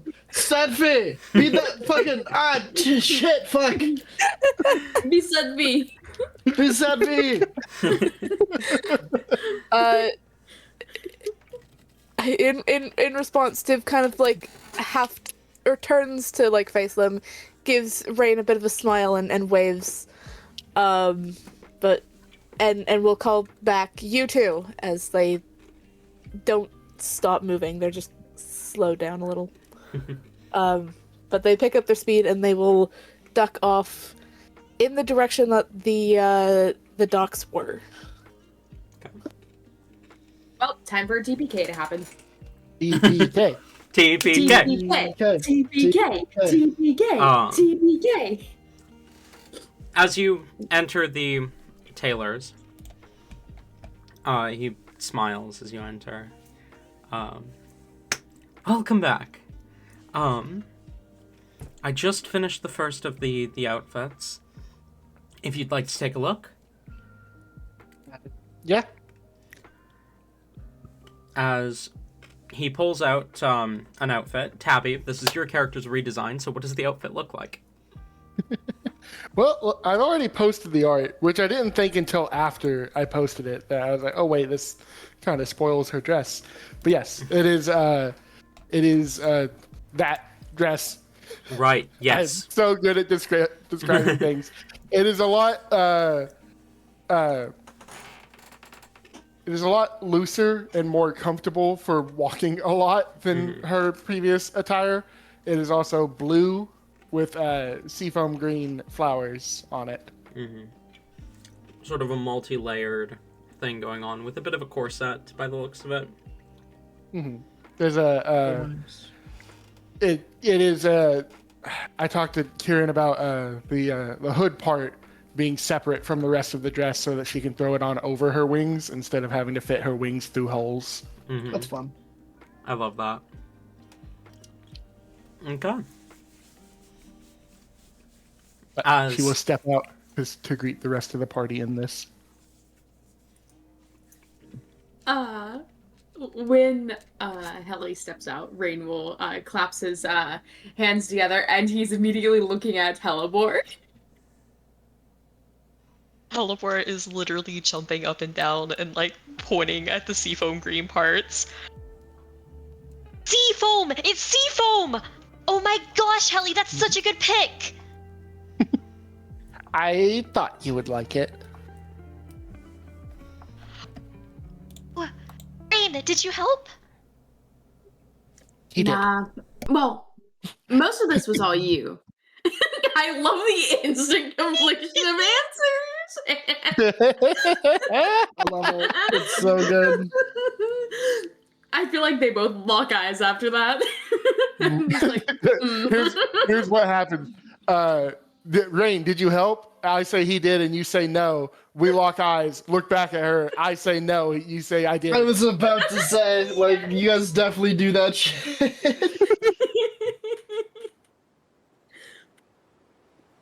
I helped a little bit, but to be honest, most of it, all of it really was due to Helly's own genius design and, of course, the tailor. He smiles and gives a bit of a wave when you mention him. You both did wonderful. It looks so good on you, Helly. I love it. It's a very nice color. I was worried about it, but I don't know why I was. It does look great.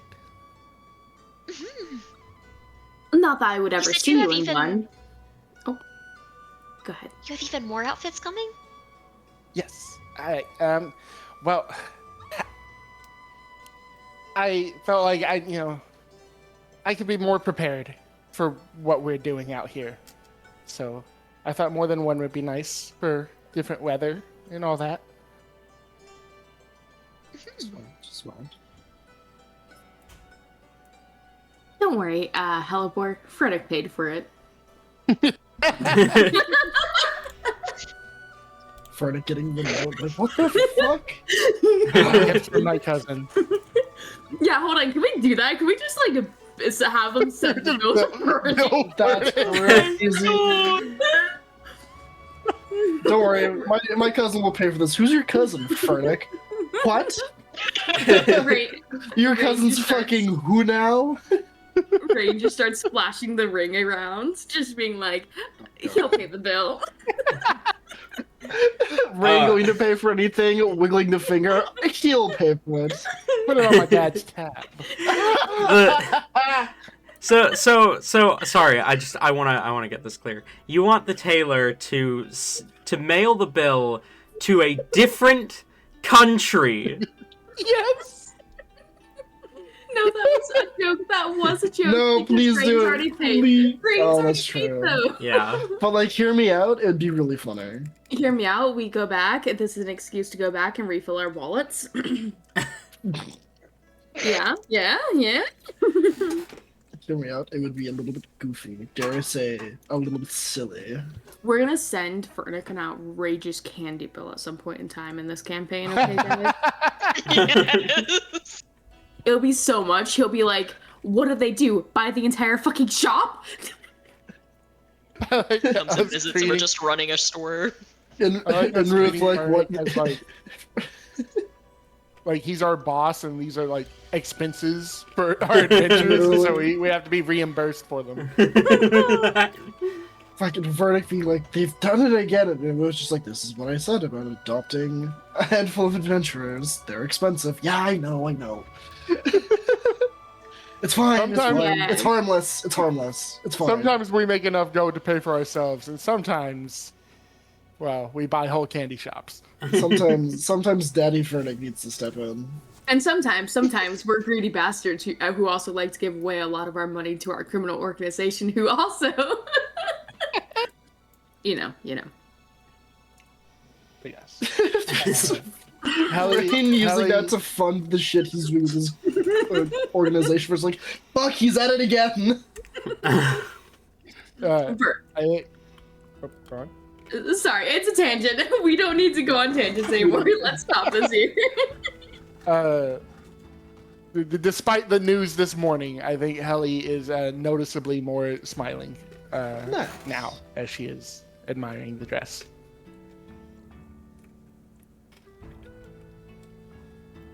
Okay, And enough about me, though. You did a fine job, but is there anything else we need to do in this city, or should we just wait until the fair's ready?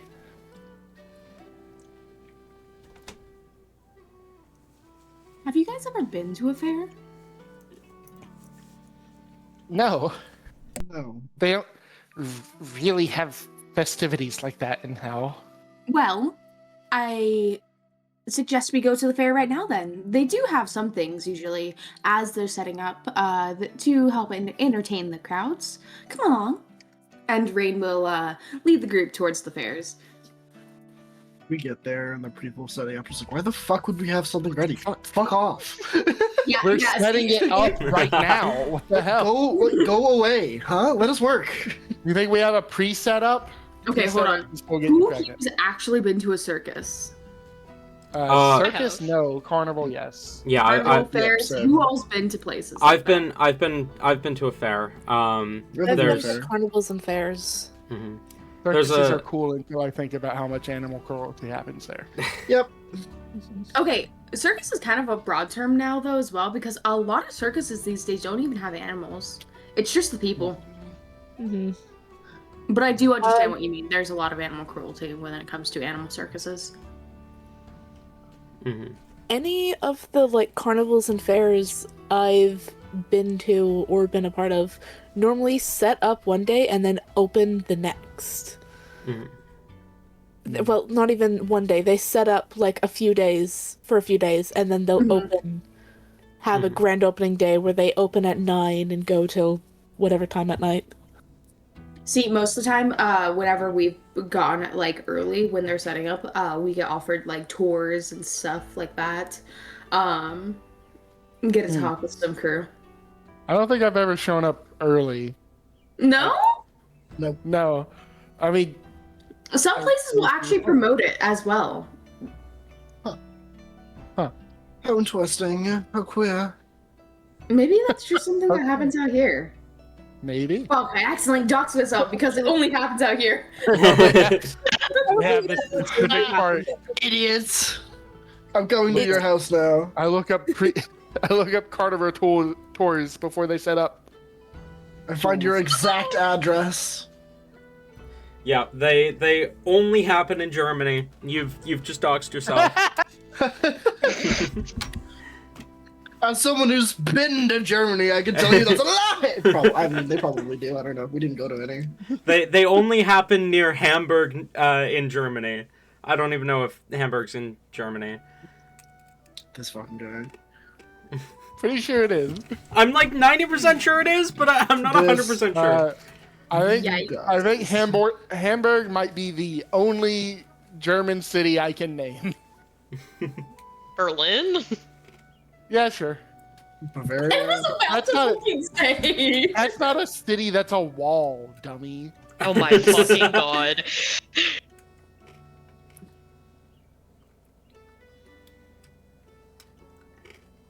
Surely there are some other common,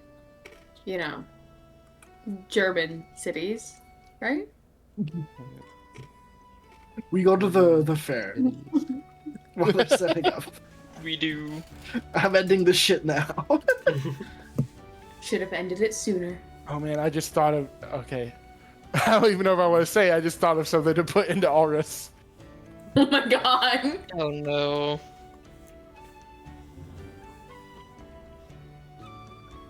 You guys are making your way for the fair, the carnival, the circus, the whatever. The thing. With the thing. Next to the thing. Doing the No, thing. actually, we've decided we're gonna go murder whoever's in charge of this town. You're so right. I hope you've got that prepared, Talon. The guy in charge of the circus? We're gonna go kill him. I do have him prepared. We're gonna kill him. Okay. Just That's when that's when a we choice. when we TPK here, don't blame me. That's Hey, a we were choice. saying earlier. Okay. Yeah. You make your way up there. And as you approach the makeshift fence, you see one of the workers kind of approaches you and says, "Excuse me, sorry, we're still getting set up. Admission opens tonight." What time will admission open? Just before dusk, so probably another 4 hours, give or... there's movement, and a voice, distorted, says, "They're with me." "Oh, Lily of the Valley." As he bows to a tall, cloaked figure. As the figure from the poster looks at you and says, "Come this way," and turns and walks further into the circus. Helly, can I have a history or religion check for me? I'll think about it. Think about it.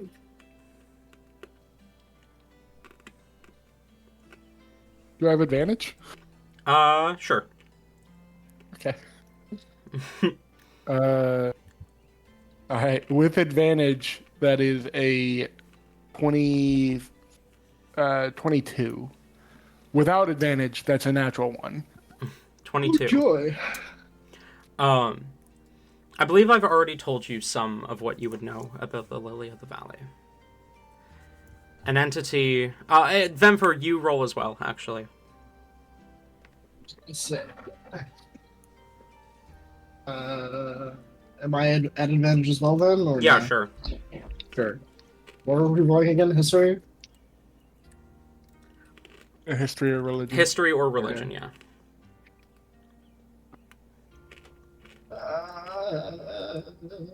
Oh, fuck, right. Her history's actually kind of cracked.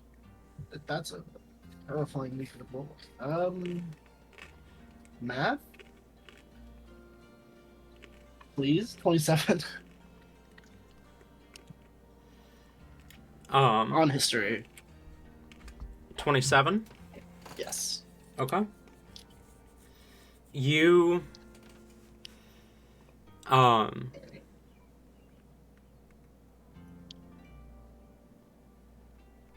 One second. Your second is over. You both know of the Lily of the Valley. A figure told in whispers in the Nine Hells, the first warlock of the Princess of the Ninth.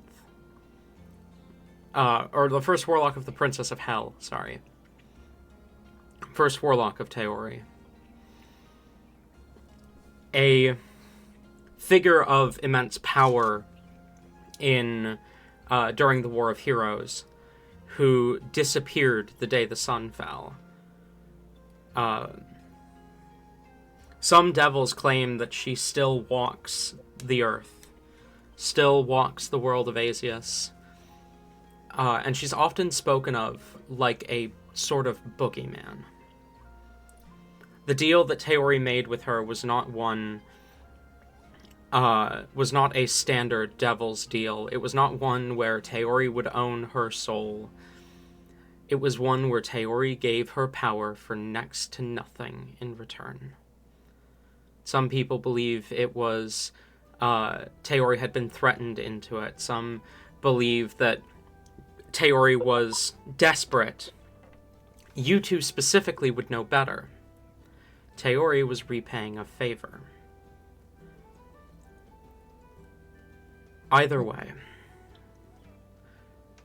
to meet the Lily of the Valley in the flesh is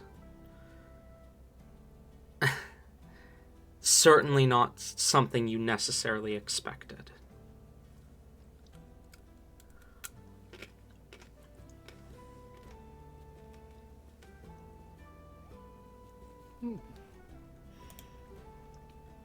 Okay.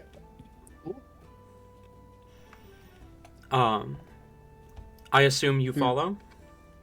Oh, absolutely. Definitely. Okay. Helly will, in fact, try to catch up.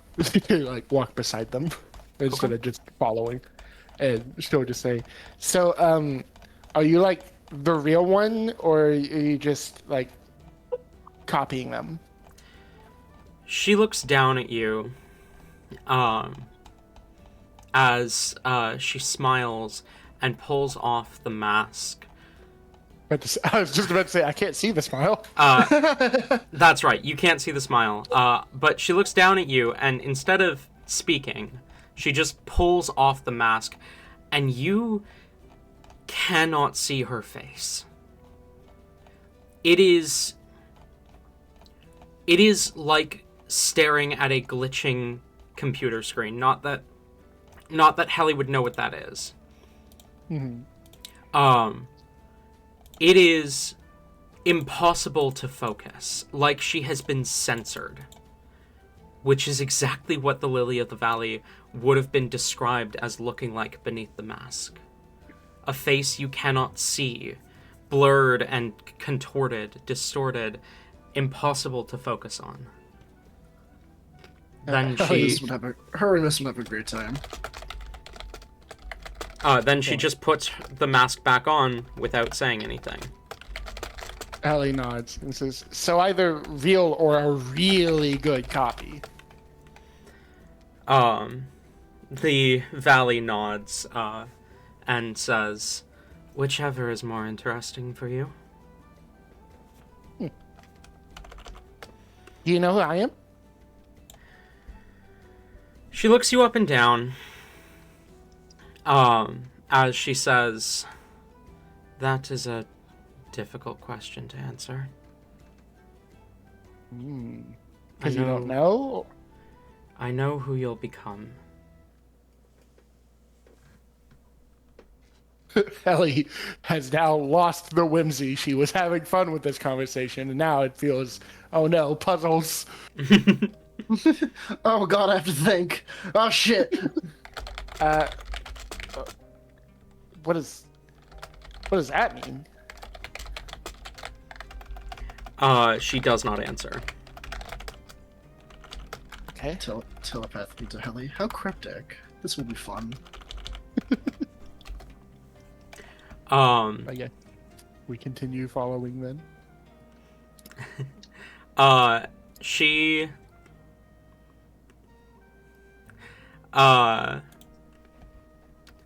leads you behind the big tent. Let's get some different music in here. She leads you behind the big tent.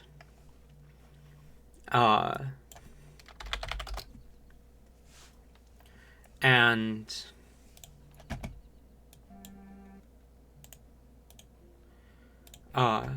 into a kind of smaller tent attached to the back of the main one. The voice echoes out from beneath the mask as it says, Stardreamer, they're here. You see the other man from the posters, the tiefling man, turn to look at you as he smiles, a wide smile, kind of spreads his arms a little bit as he says, friends, welcome! Although I suppose we're not friends yet, are we? Come in, come in. I've been really looking forward to meeting you.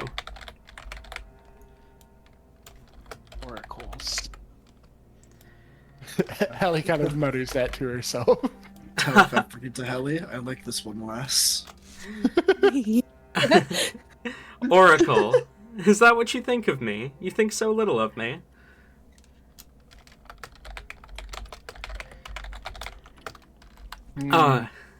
He gestures to a collection of chairs, 5 chairs, set out across from him as he sits down in his own.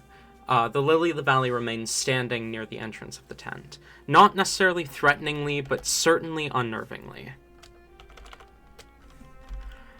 You see a pair of swords sheathed on his back, on the tiefling's back. His body is covered in golden jewelry, piercings everywhere. You imagine probably more beneath his clothes as well. He's dressed in a bright red vest with a bit of a cape. His whole outfit screams attention whore. His brown hair is dyed with streaks of purple and even some gold within it, and his ears seem to jingle as his head moves. His glowing golden eyes seem almost unnaturally golden, and within them, the eyes themselves bear the mark of a god. One that you may or may not recognize, but is distinctly not a normal crest. Can I have a religion check from any of you who would like to roll?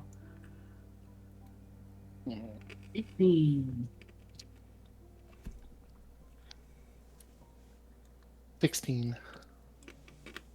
What did you say, Tate? 18. 18, 16. Rain, Hellebore, are either of you rolling? Try it out. 17. Okay. Rain, are you here? You're muted if you are.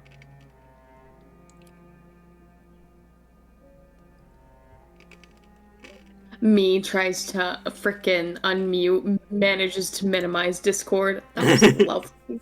That's gonna be a 17. A 17? I also might have accidentally clicked the wrong thing. Ignore that, it says performance. Okay. All of you recognize the symbol.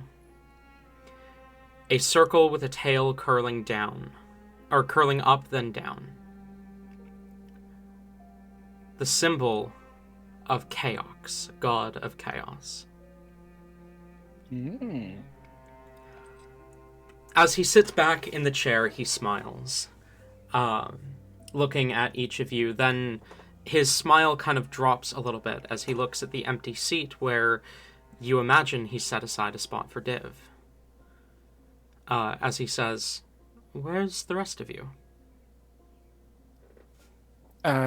He's supposed to meet us here tonight. Rain was totally going to start looking down, very sad. Oh my god. Didn't make it. But They didn't make it. go on. Sorry, Whimper. No, I was me doing a joke. They didn't make it. As Ray looks down. That's what Rain was gonna do, and then Ellie just fucking outs it.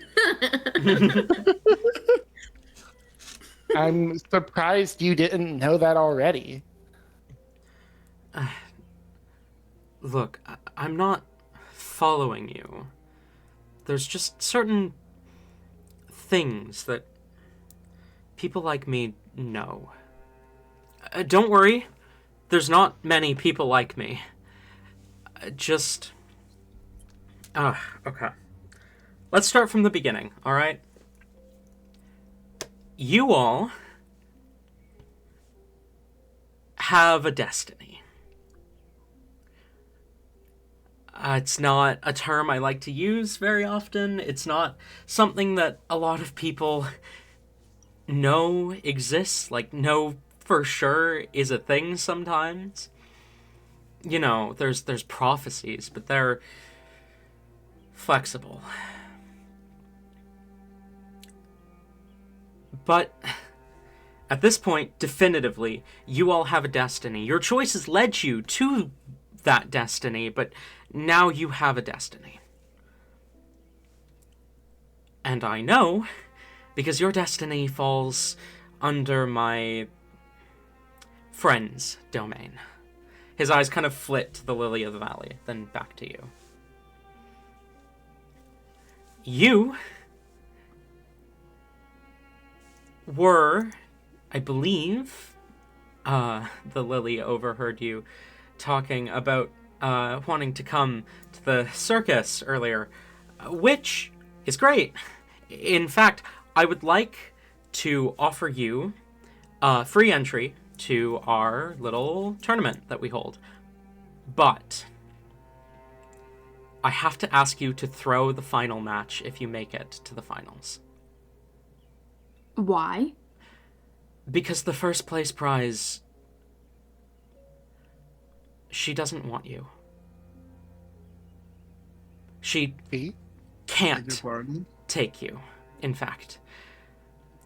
Because the first place prize, only one survives, and all of you need to live. All of you have your victory elsewhere, not here. Okay.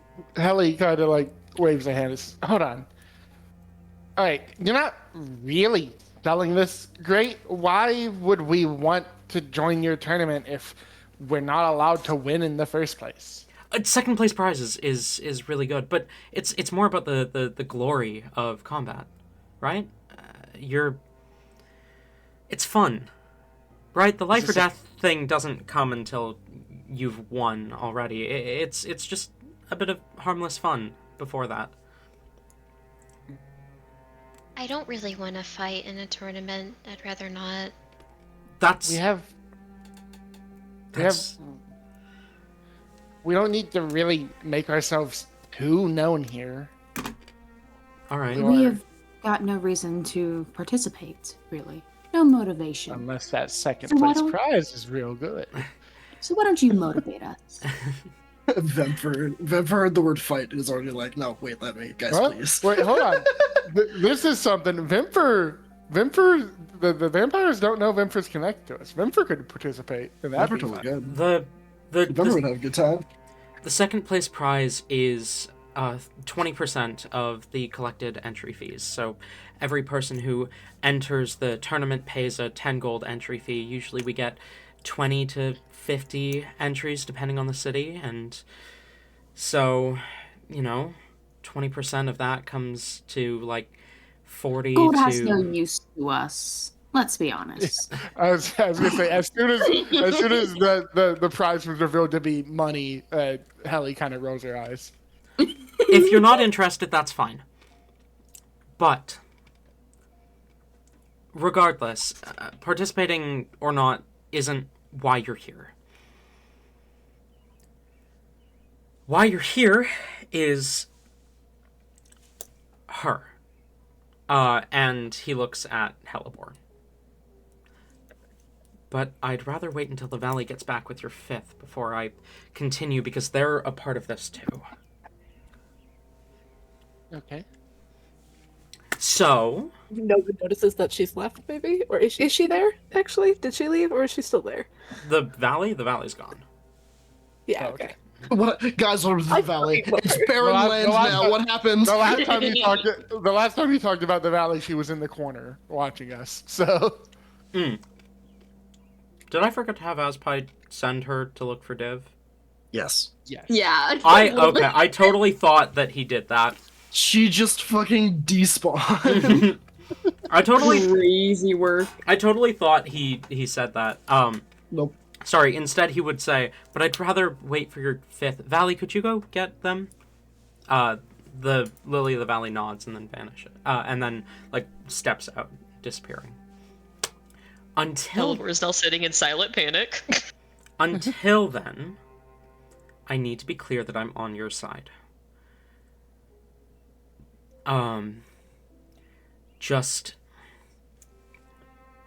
You are the first lead we've found in a while that is not catatonic. See, you might be on our side, but who's to say we're on your side? Well, You always You gotta engage in be- conversations in a way that makes you seem like an enemy. I can just imagine Vemper Weren't you- just fucking smacking the back of Ray's head. Weren't you just mentioning how we need more allies? Technically, that was Hallie. Yeah, And that you was- didn't disagree. Helly will say, look, you have to be someone worth knowing if the Valley's listening to you. But you're throwing a lot at us that doesn't make a lot of sense. how about we start from the beginning, maybe? Oof. The very beginning? Whatever's relevant. Well, do we want to start with why the Valley listens to me? Or do we Sure. want to skip that? Because that's not super relevant. I would like to know it. Okay. I was friends with her before she became the Valley. And back when she became the Valley, she founded this thing called the Survivor's Glade, and I was her right-hand man.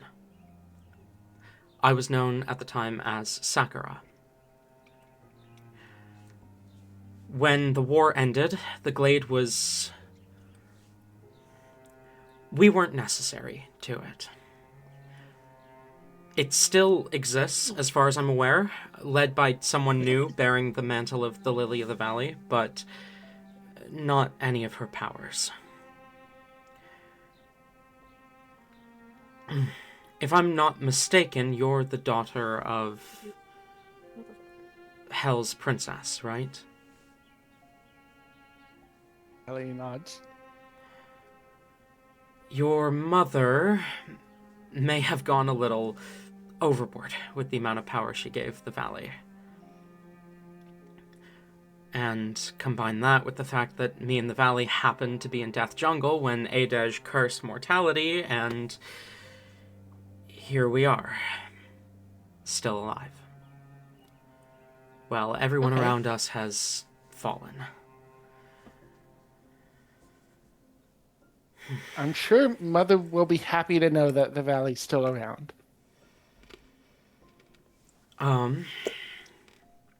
She listens to me because we're friends, and we agreed when I founded this circus, after I made my deal, that she would, really, we work together, but she seeks out potential victors and guides them here. It's kind of my patron's whole thing, victory. She's like But you said a demon or a devil or something. I don't have the specifics. you know. God, you mortals. You don't even know who you're. Okay. Look, I was young and dumb and realized just how badly I didn't want to die. The sun had just fallen on the earth, and I was barely out of its range. And I panicked. Something reached out to me, and I made a deal. And now I physically cannot die. Try it. If you want, I encourage you. Cut my head off. I mean, if you lay it down, I won't say no.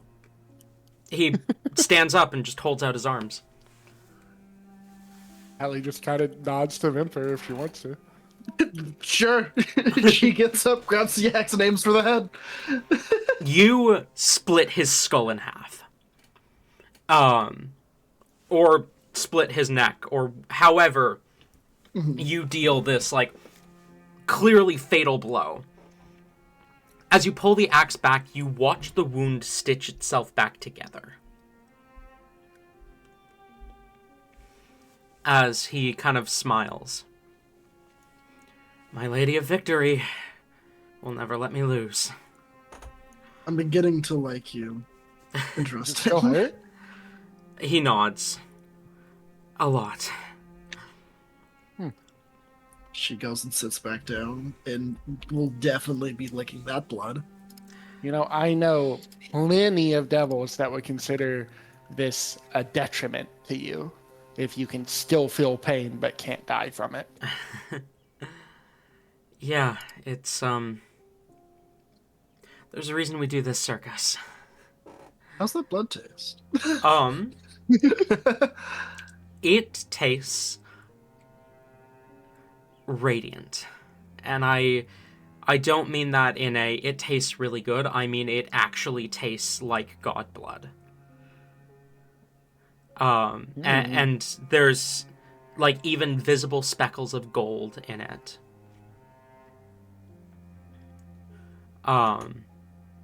If he was alive during the War of Heroes, chances are his crest is raw. It is pure, concentrated god blood. It isn't passed down and diluted over the years like modern crests are.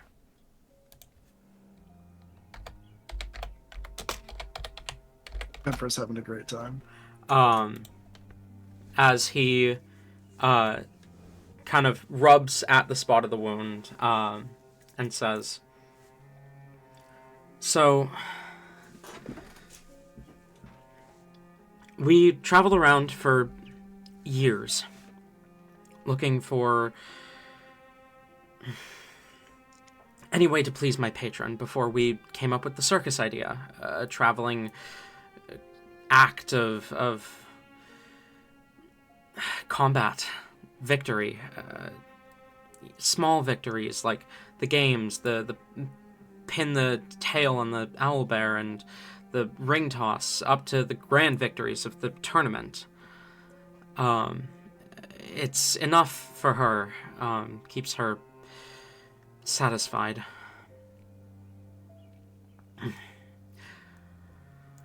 But the thing is, being as powerful as I am, I think I've become something more than just mortal. Over time, I've developed these powers, this command over entertainment itself. More than just a bard or a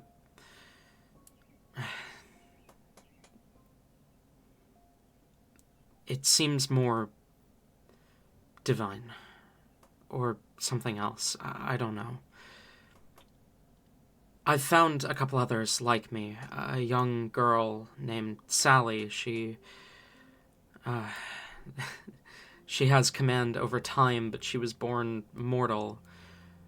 And he kind of trails off. The problem. We'll get back to him later.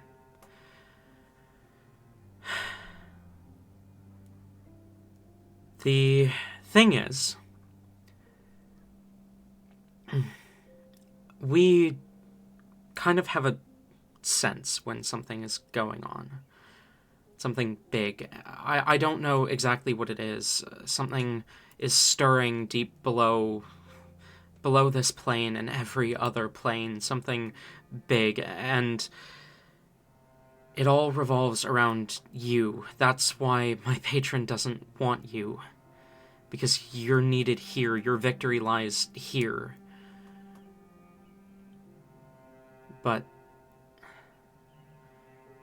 I want you for something less than whatever is going on out there.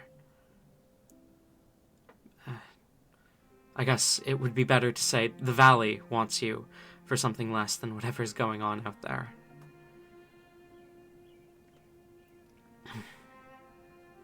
Any questions while we wait?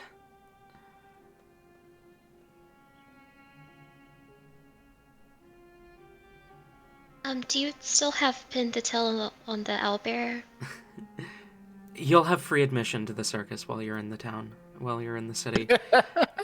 We have Pin the Tail on the Owlbear set up, as well as a bunch of other smaller games. Please, as soon as the circus is ready tonight, enjoy. Just because my patron doesn't want you to be our tournament winners doesn't mean she doesn't want your victories here. Vemper's training of "don't speak" is strong within her right now a bit. Rain is unfortunately not as trained as Vemper.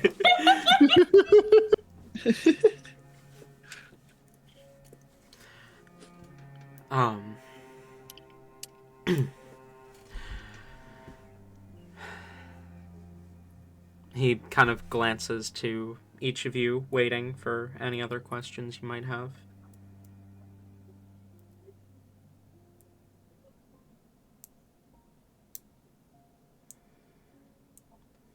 Is this? I thought Rain was less trained. What's happening? Yeah, I thought Rain I'm was debating. I'm efficient. debating. Okay. I don't know if I should. I think you should. Do it. Do it. Do it. No, Oh, because do it. it's just like a bunch of nonsense shit. Exactly, When I do it. know we've got. You know what? I'm gonna roll for it. Okay. How stupid is Rain gonna be? While right now? she's rolling for it, it sounded like, Helly, you were going to ask something? Is this about? Helly is trying to think about what she wants to be able to say about Elabor. Is this about the new moon thing, or He something else? nods. I'm not entirely sure the specifics. It's more the Valley's domain than mine.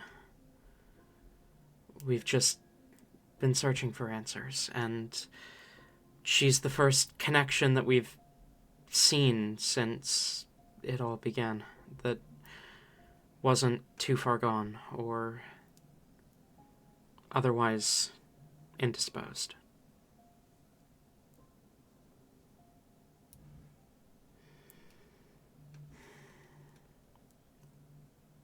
Rose's ears definitely flick up at that, but she's gonna hold on to her questions until we're all here. Okay. Rain, are you asking the things? No, Rain will not challenge him. Okay. Then, Div, we're gonna cut over to you. You found the ship, but not the captain. Yes. Oh. The crew informs you that the captain has been, has gone into the city, but that she will probably be back. And as you are waiting for the captain's return, you see a cloaked figure appear. This figure strikes you with a sense of familiarity, but you're not sure why. As it speaks in a distorted voice, Div, your friends are waiting for you. I mean, we did see them in the forest. That's right? true. That is true. Past that, alright. Div kind of will walk to one of the crew and hand over a prepared letter. Not a very well written one, but a prepared, I say letter, it's more of a note. In case they aren't able to stop by again for the rest of the day. And will look back to see if that figure is still there. They are. Okay, and we'll walk towards them. The figure will hold a hand out to you. They kind of stare at the hand. I know you. Why do I know you? Take the hand.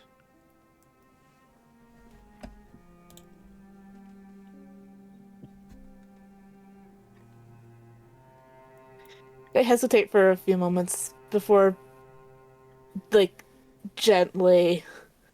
not gently, suspiciously taking the hand. Are you willing? Yeah.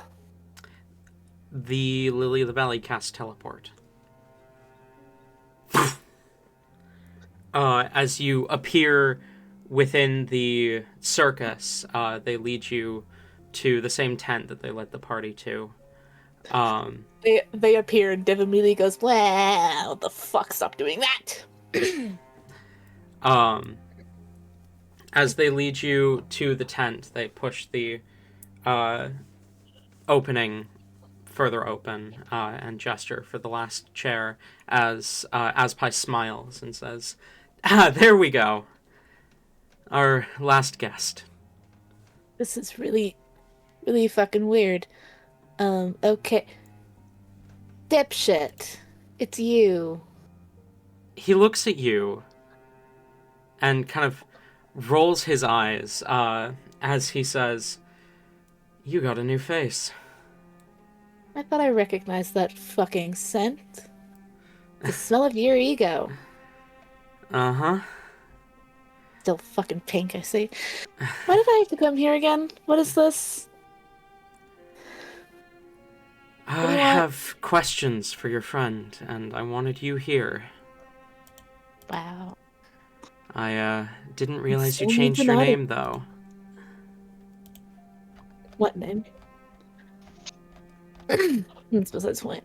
Still need an audience, huh? And Div will like sit on the chair sideways. I say on the sideways by like they're sitting so that like their arm is over top of the back of the chair. Extra. I love it. He kind of glances back at you all, as he said, "You didn't tell me you had another Ventarius with you."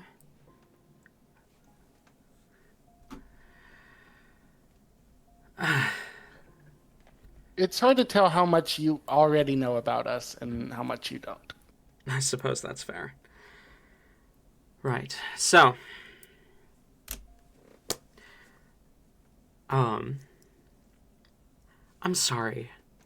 Did we do introductions? I'm Aspi Star Dreamer. A pleasure to meet you all. Pinkie Pie. General. Ugh. Ellie does look between you and go, what? Div makes a face, almost by second nature. Where'd your big sword go, anyway? Sink to the bottom of the ocean when the sun fell? I thought you fell with it. I can't tell if this is healthy Sorry. and unhealthy conversation. Someone else has that's the side. Motherfucker. It's with someone, and that's none of your fucking business. Alright. If I can't tell if you're friends with him or not. Okay, so. Do you know the rest of us? Well, I know him, and he points at Rain. Someone with a bounty that high doesn't escape my notice, especially not with all those colors. Come on. The infamous criminal Defnin. Technically, that bounty, wait, hold on. Did the bounty get, erased, or was that, were we able to argue that? I don't remember. I think it. I think it did get, I think it did get erased. or at least knocked down. Yeah. Because I think I remember Rain being salty about that. Yeah, no, me too. Technically, that bounty, took quite the hit, unfortunately. A shame. I liked keeping track of how high that number got. He'll get back up there. But, the rest of you, I mean, I think the Valley caught her name, nods towards Halibor. But, I don't know either of you two by name. And, I mean, Cetus, I know you, but... Oh god, it's not you too. What? Don't do that. Don't do that. No, you're making me itchy. Don't do that. Don't do that. You're making me itchy. I mean, they say that, and they do physically go and scratch at their neck. Well, yeah, you it's so funny. It's such a funny sentence. I know. You see them scratching specifically at the stitches along their neck. That it's just a really funny fucking sentence. Don't say that. You're making me itchy. But I'm not sure if I caught either of your names, as he looks between Helly and Vemfer. He just kind of looks down at Helly, like, I'm following you. Ellie. He nods. Vemfer. Alright. So, I don't know everything that wraps around your destiny. What I do know is you five and maybe a couple others are wrapped up in some big stirring that's going on, but You, however, he looks at Hellebore. You're dying. Jesus. In fact, it's a miracle that you're not already dead. Dying? What do you mean? I mean, I shouldn't be alive in the first place, but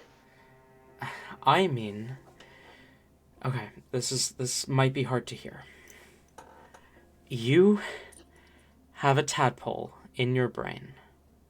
An illithid tadpole. It is slowly transforming you into a monster that you will not recognize.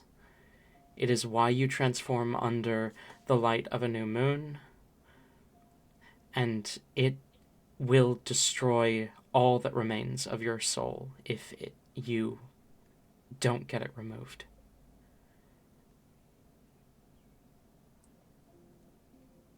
What a heavy drop. okay, We so know I this, right?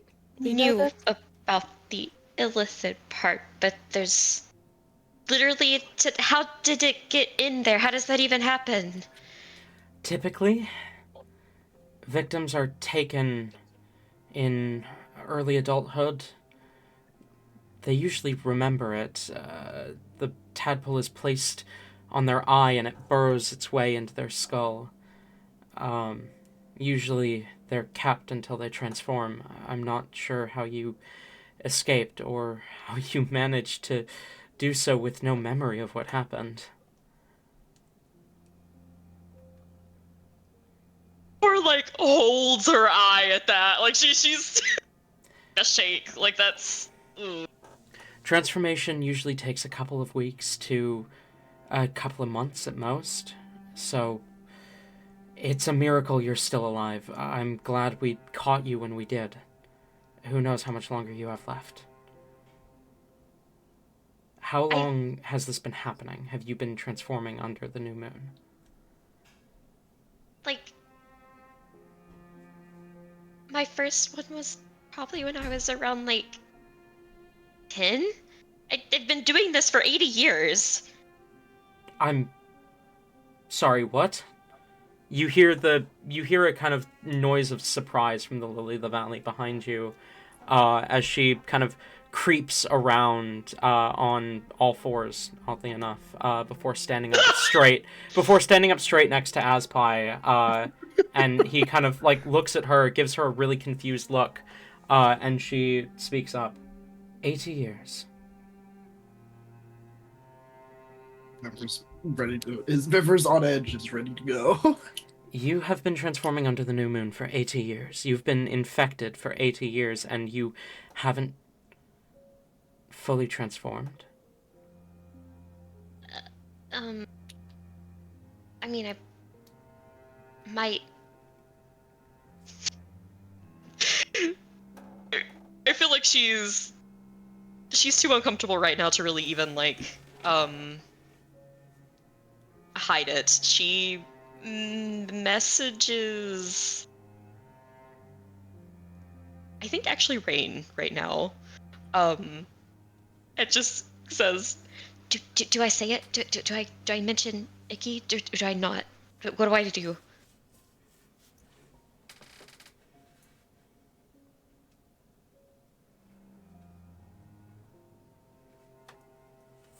Ayla, please be alive. Rain, you there? I am, yes. Sorry, the cat is being a pain in the ass. What? I missed what the fuck was going on. I'm so sorry. Hellebor's being asked how she hasn't transformed in the last 80 years, and Hellebor just cast message on you asking if she mentions Icky.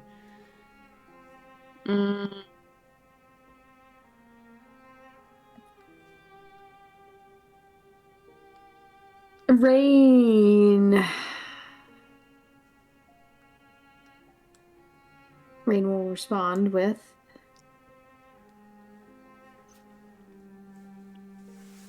at the end of the day, it's your choice, but I think you should.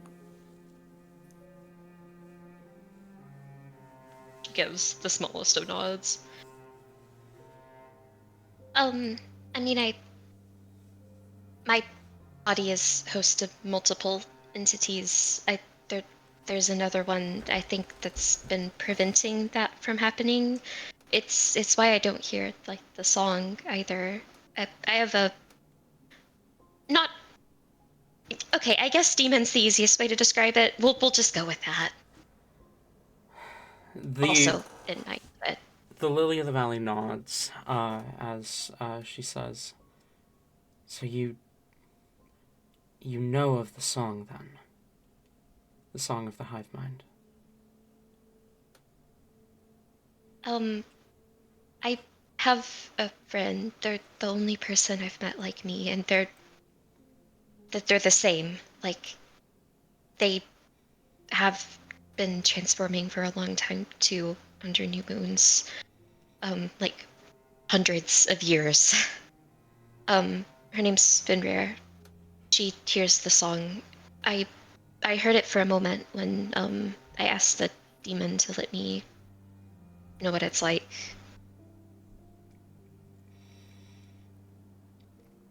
Fenrir. She's alive? You know her? The Lily of the Valley takes a deep breath as she says, "What I'm about to tell you, show you, does not leave this room.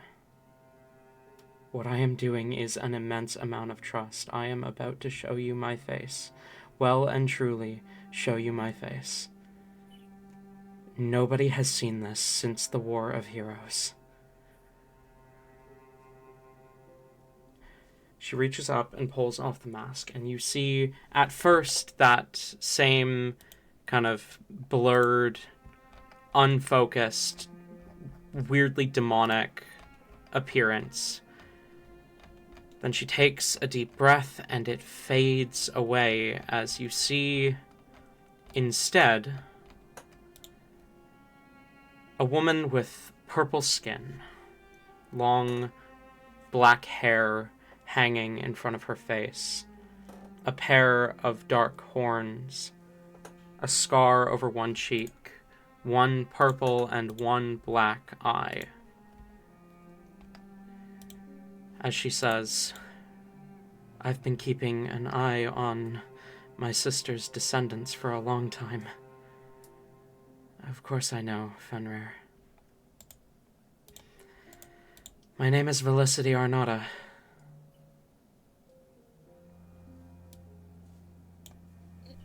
Caliber's jaw, like, basically hits the fucking floor. Ooh. And she, like, I think, like, almost tips the chair over, but kind of catches herself a little bit. Oh my. Oh, okay. I get questions answered now. Maybe. Okay. So, wait. That sort of makes sense, I guess. Okay. So, how does Fenrir have it? I don't know how Fenrir is still alive, but she has it because my brother is trying to find me. Okay. Well, how do I have it? He... experimenting? Testing? Pure random chance? My brother's goal is to infect everyone. Create a world with no conflict. By uniting everyone under the same hive mind. If everything goes the way that he wants, everyone's gonna end up like you eventually. Infected, I mean, not displacetropic.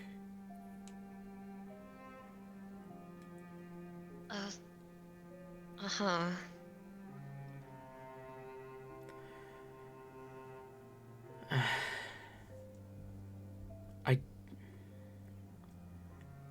I think it's pure dumb luck that you've got a demon keeping you from transforming, because we wouldn't be here without that. You wouldn't be here without that.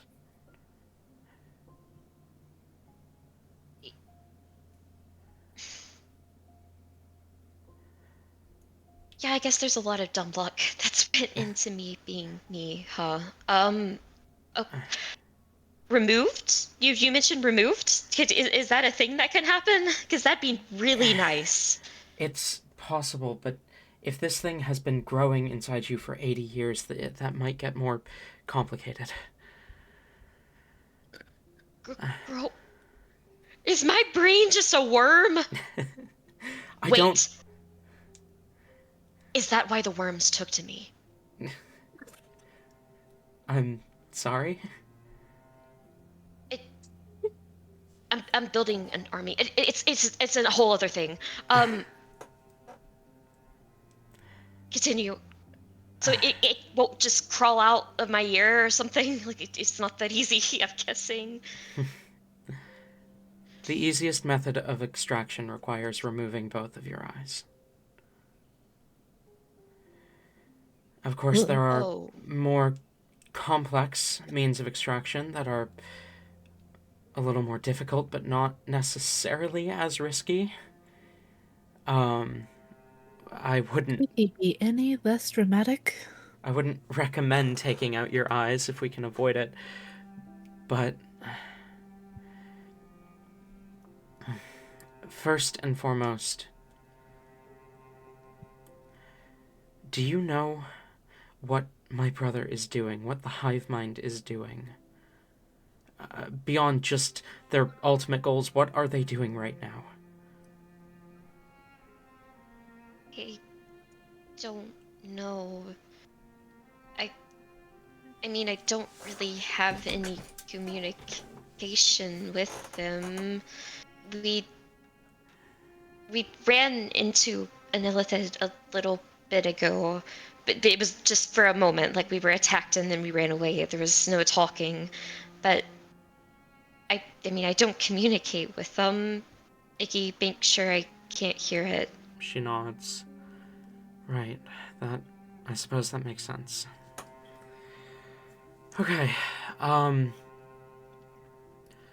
here's the situation. My brother, if I can even still call him that, whatever he's doing, he's started placing tadpoles in people's stomachs.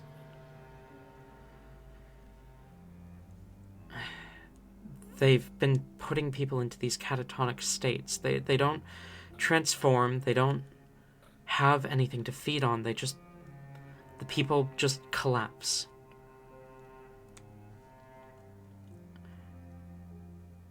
And I don't understand what he's trying to achieve with that. Hellebore and Rain, you two remember this. You saw Ground Zero. Mm-hmm. The...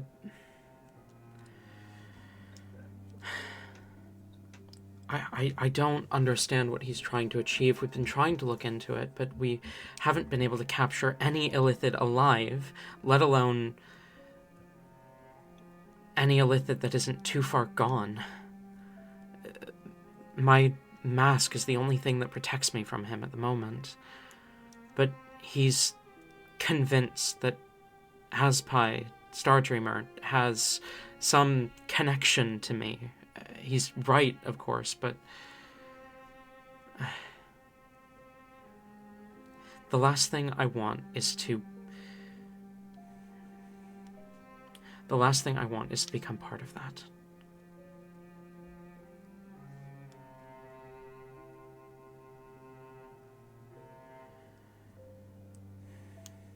So, what's your current plan on how to stop him? Honestly, rely on people like you. I can't... A direct confrontation won't go well for me.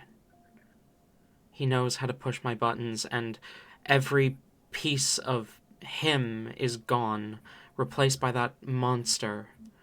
But whether my heart knows that or not is another question entirely. He might try and guilt me with the fact that this is all my fault at this point. He might try and convince me that he's still in there, like he did once so long ago, near the end of the war. I can't trust myself not to fall for it again. Aspai is trying to find people through this, people who are strong. The problem is the strongest of the strong gets sent to please his master. So he has to pick out those who place second, those who do good enough. Try and encourage them to adventure, to wander, to protect people, use their strength for good. Even if he points them in the direction of the Underdark, though, most of them aren't strong enough to actually face an Illithid. But there's people out there who are. APS, for example, they've been dealing with the Illithid threat for years, centuries even, since their foundation. I have mixed feelings about them, especially their founder, but they're useful. The Empire, the Kingdom, they both have been handling the Illithid threat beneath their own nations for some time now, and don't get me started on the Loathsworn. My father's followers are very protective of their own.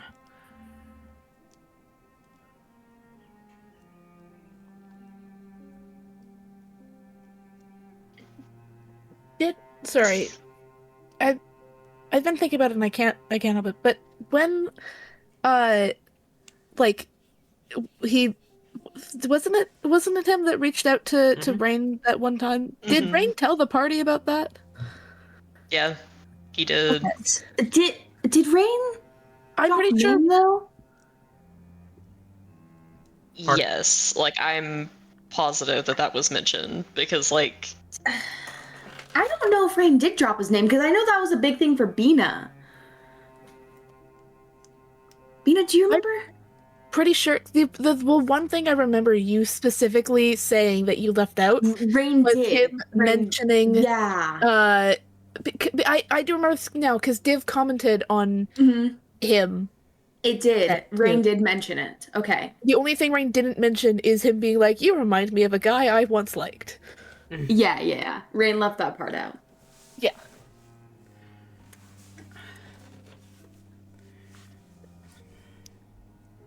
Look, the one unfortunate thing is that we don't have the tools here with us to attempt a cure. There's someone I trust in the capital if you want something immediate, but it sounds like that might not be necessary. Alternatively, if you give us a couple days, we can get our hands on what we need. We could be here for a couple more days. What is it you need?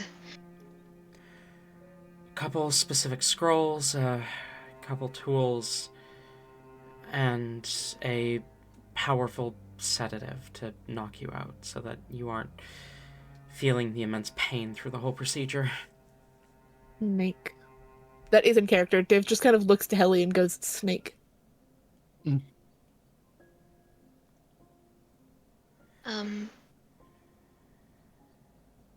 Isn't this putting you in a lot of danger by meeting with me? I mean, I don't really know, if like he's got eyes through the firm, but if so, I mean, his whole thing is looking for you. If you can't hear the song, you are not part of the hive mind. As long as that remains true, I'm safe.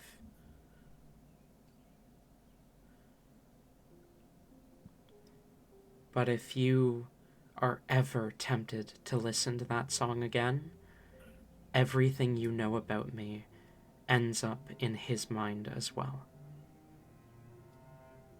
Oh. Okay. Scratch that. I was gonna ask if you wanted me to try to ask something, but no, maybe not. Maybe not.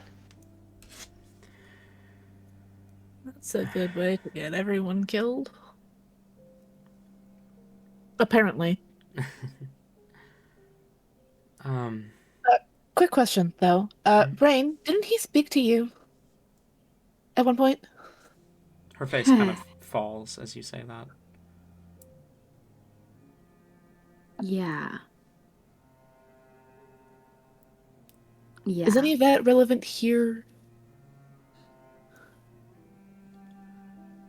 He spoke See, to this you. is where Rain would remember what was said exactly. I only remember brief bits and pieces because it's been a little while, guys. Has been a little while. Yeah, it has been a little while. 3 days.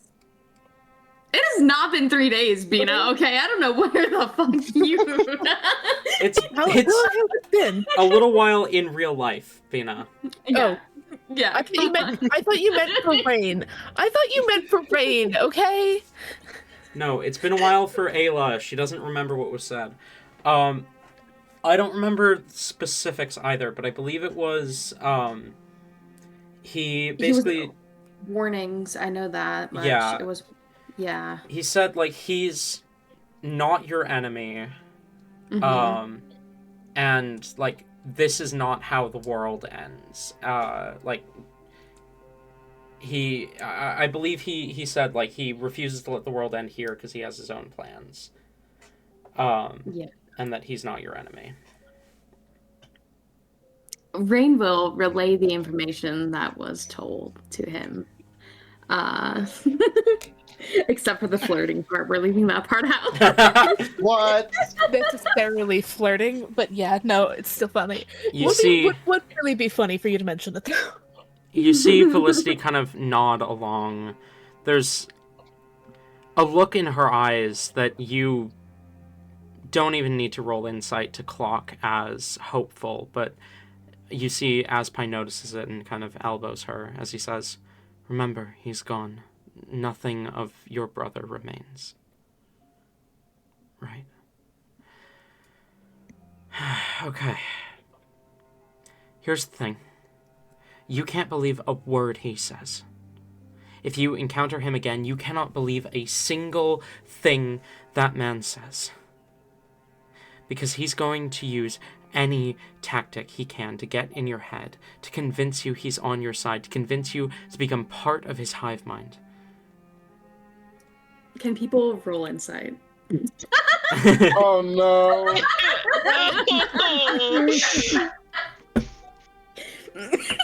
Roll insight on who?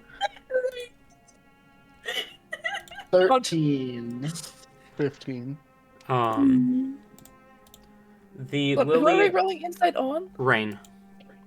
Okay. The lily of the valley got a 20. And It's a soft 20 for me too.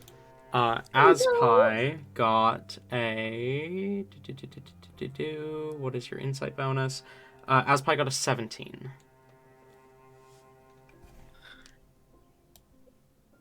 I just rolled a deception check for Rain. 21, guys. Damn. Yeah. You just barely skirted all over your bullshit. Well, You're the one who asked for bullshit. The fuck? yeah. I know. As players, I'll let you know. Rain definitely has a brief, kind of like almost wanting to call bullshit. Charm's already working, guys. Oh, fun.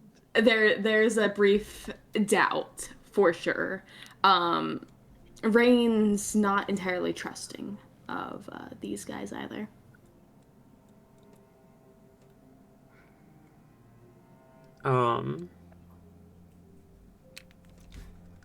The Lily of the Valley, Felicity, continues as she says, no matter what he says, no matter what he claims, his goal is world domination.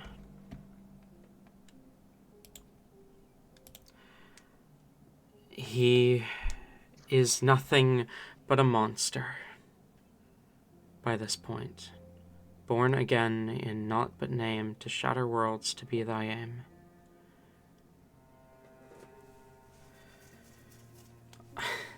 All that remains of my brother is his name. That thing is nothing more than a cheap imitation.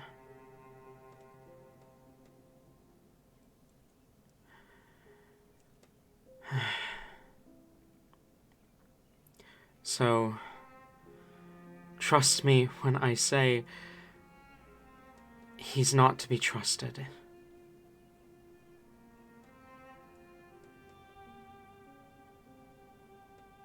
What happened?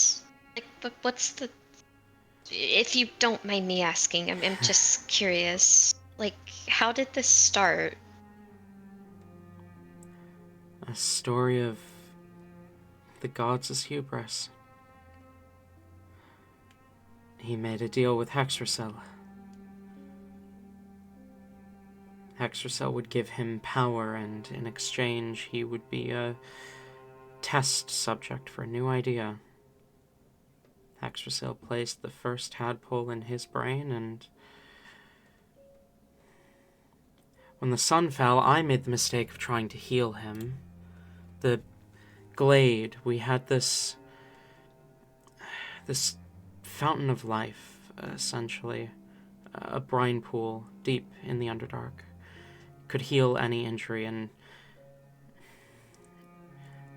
the day the sun fell, Chaos set fire to everything. Valnarunki was one of the casualties. We took him there. I laid him down in that brine pool, and out came a mind flayer. The first mind flayer.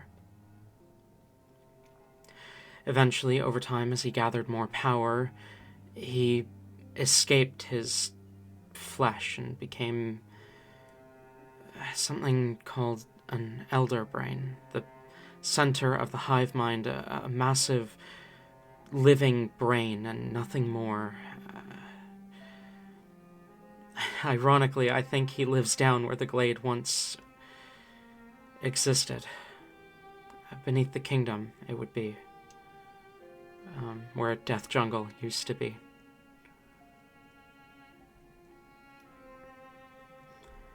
He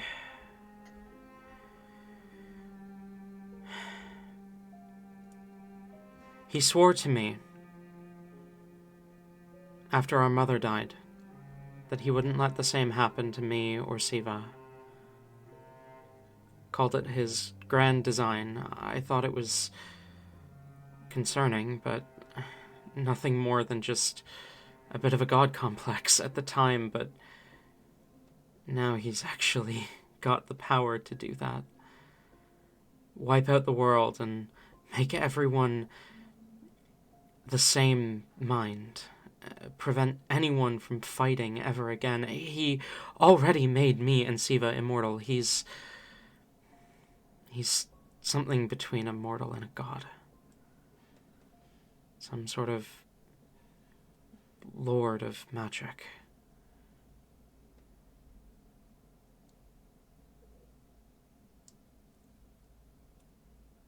I see.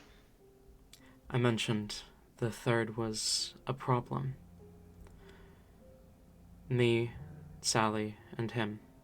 And maybe Obero. It's really hard to tell. Oh no, he's chill. I don't mean a problem, I mean halfway between mortal and god. Oh. He's got command over death, but he doesn't seem to possess quite as much power as the rest of us do. I don't know.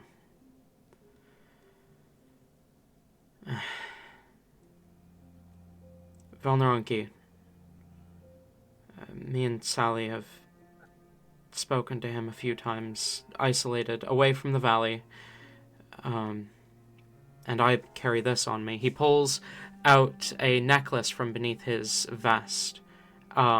It doesn't immediately strike you, other than that instead of having a charm, it seems to be connected to a ring, and the ring has a kind of has been carved into the shape of a brain. I'd say Rain, you can roll an Arcana check if you'd like, but I don't think the rest of you have enough arcane know-how. Rain doesn't have very arcane know-how today either, apparently. 13. 13. You definitely see the subtle engravings of a magic item on the ring, but you have no idea what it does. As Aspai continues, it protects me from anyone trying to read my mind. A simple mind shield, and the circus tent is enchanted with something similar as well. No one within can be detected.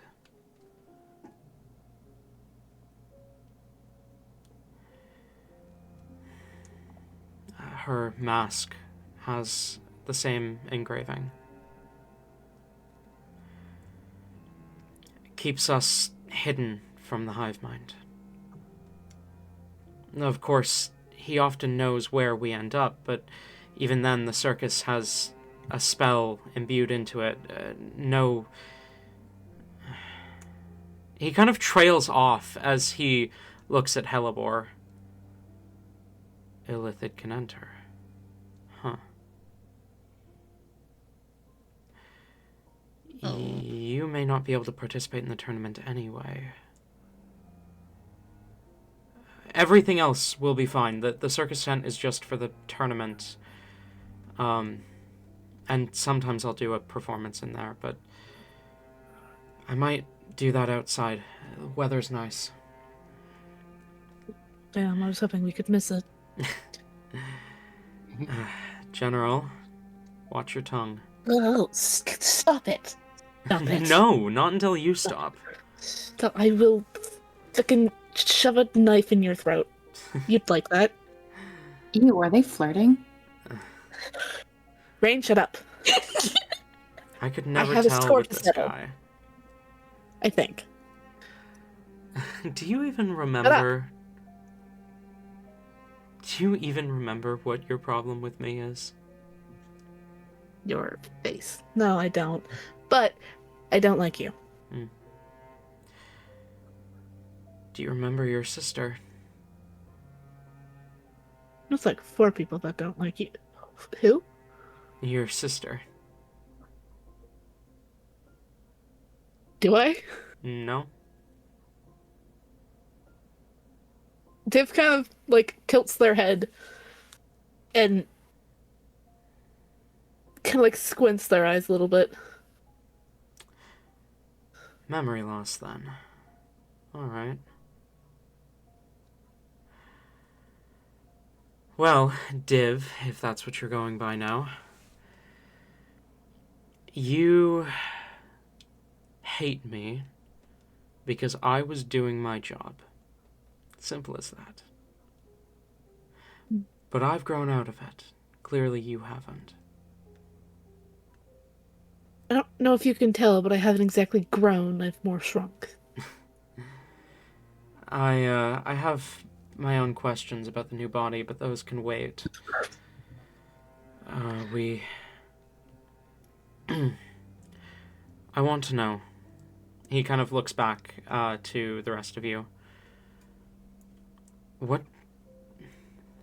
Do you know what is brewing beneath this world? Beneath every world? Whatever it is that you're tied up in, fated to be a part of. Do you know what it is? You know, fate can be avoided. Fate can be twisted and... Not this fate. Our fate can. Not If, your... say, we were to die. Not your destiny. I suspect you've already noticed.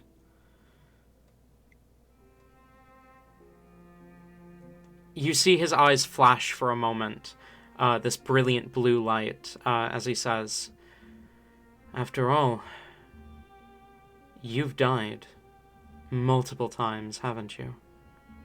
His eyes fixated on you, Rain. "And yet you're still here." Vamp fucking sweating in her corner. Obro may not have known why, but he could sense it too. He let you go because you have a greater destiny, something out there that is far more important than any balance of death and life. Rain's just gonna look over at Hellebore, see how Hellebore takes this. If you do die, it will be because of this destiny that you have been wrapped up in.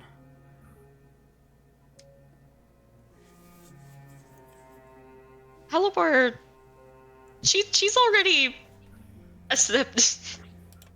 She is already accepted in her heart, even if she won't admit it to herself. That like Rain's gotta live. Like Oh no. Rain is like he's got to do it. Like it has been ordained by her that he's Not live. allowed to die now. So, like she's not letting this man go. Not exactly the response Rain wanted, but also not a bad one either. So, do you know what it is?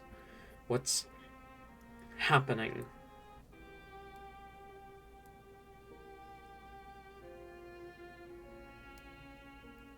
I don't know basically anything that's going on ever. You are dementia ridden, that does make sense. Hold on, what was that? The more we know, the less it makes sense. I see. Well.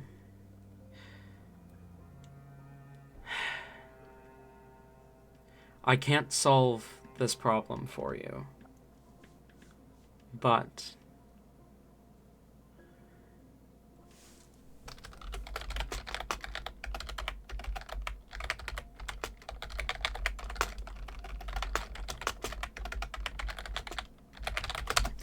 I can't solve this problem for you, but I can help. Maybe. Steve is physically biting their tongue. What do you think Vamper's been doing this whole time? And the Valley might actually be able to help more than I can. Felicity, sorry. It's alright.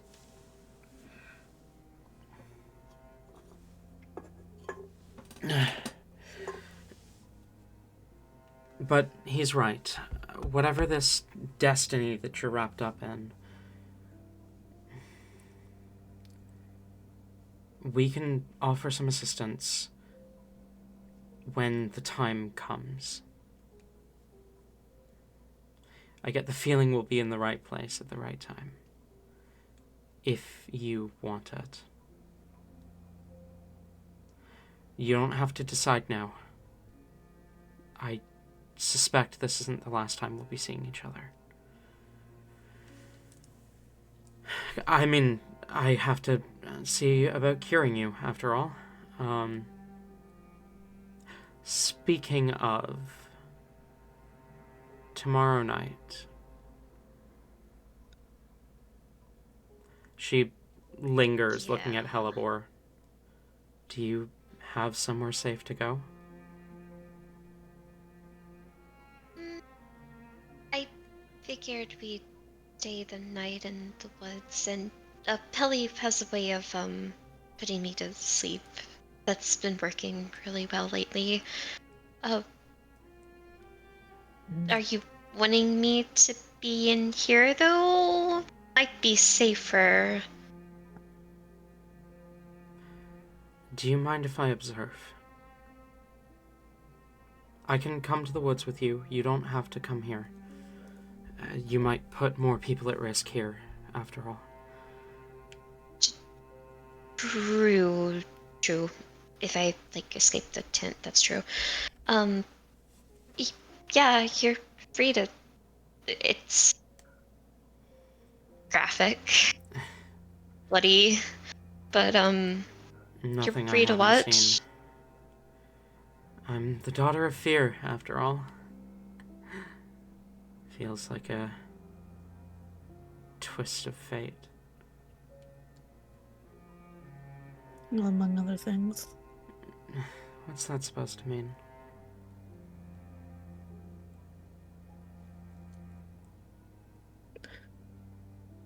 I mean, the child of fear part, specifically. Among other things. Div out here just saying shit and getting in trouble, as per usual. That's not all you were known for. No, I suppose not, but it's all I'm remembered for. That, and she pushes aside the cloak, and you see for the first time the source of that purple glow. A beautiful piece of... Bina, why don't you describe it, actually? What do they see? What does Felicity's relic look like? I'm sorry. And we will end session on that description, so... Okay, let me pull it up. Because I never finished drawing it, but I have mostly what it looks like. So it is basically a full torso piece of jewelry. It is got darker silver chains wrapped around not down the arms at all, but definitely around it, around the shoulders. They drape in a way that they look like they almost could be moved, but you're not. It's at this point it's not entirely certain. However, along down, specifically around the sides and coming around from the back, are bone. As I'm assuming you all would know at this point. Mm. Yeah. It is very noticeable that they are ribs that come around almost protectively around her own. A few almost framing the top of her chest, and then two more that surround her neck. This is a very poor sketch of it, but I'm going to send the very poor sketch of it anyways, because this was the vague idea. Yeah, there. Could have put it into voice release list, but I didn't. There. That was the vague idea of it. With a few of they're being silver bands as well, wrapped around part of the bones. You can kind of see it looks like they're there to prevent cracking. And yeah. Nice. As she and I think I forgot to describe earlier when she took her mask off properly, removing the illusion, that she does have the symbol of the god of fear in her eyes. She does distinctly bear that mark. As you see the glowing... Fix your description a little bit of it. Because you did mention two pairs of horns. However, the right ones are both broken halfway. And that is... I believe I said two horns. You said two sets of horns. Okay. That's on me. As she shows the relic for a moment before letting the cloak fall back over it, and says, I did also kill my father. That's another thing I'm remembered for. And that's where we're going to end tonight's session. Thank you Whoa. all for coming, viewers and players. And I'll see you all next time. I hope you all enjoyed. Goodbye. Mm.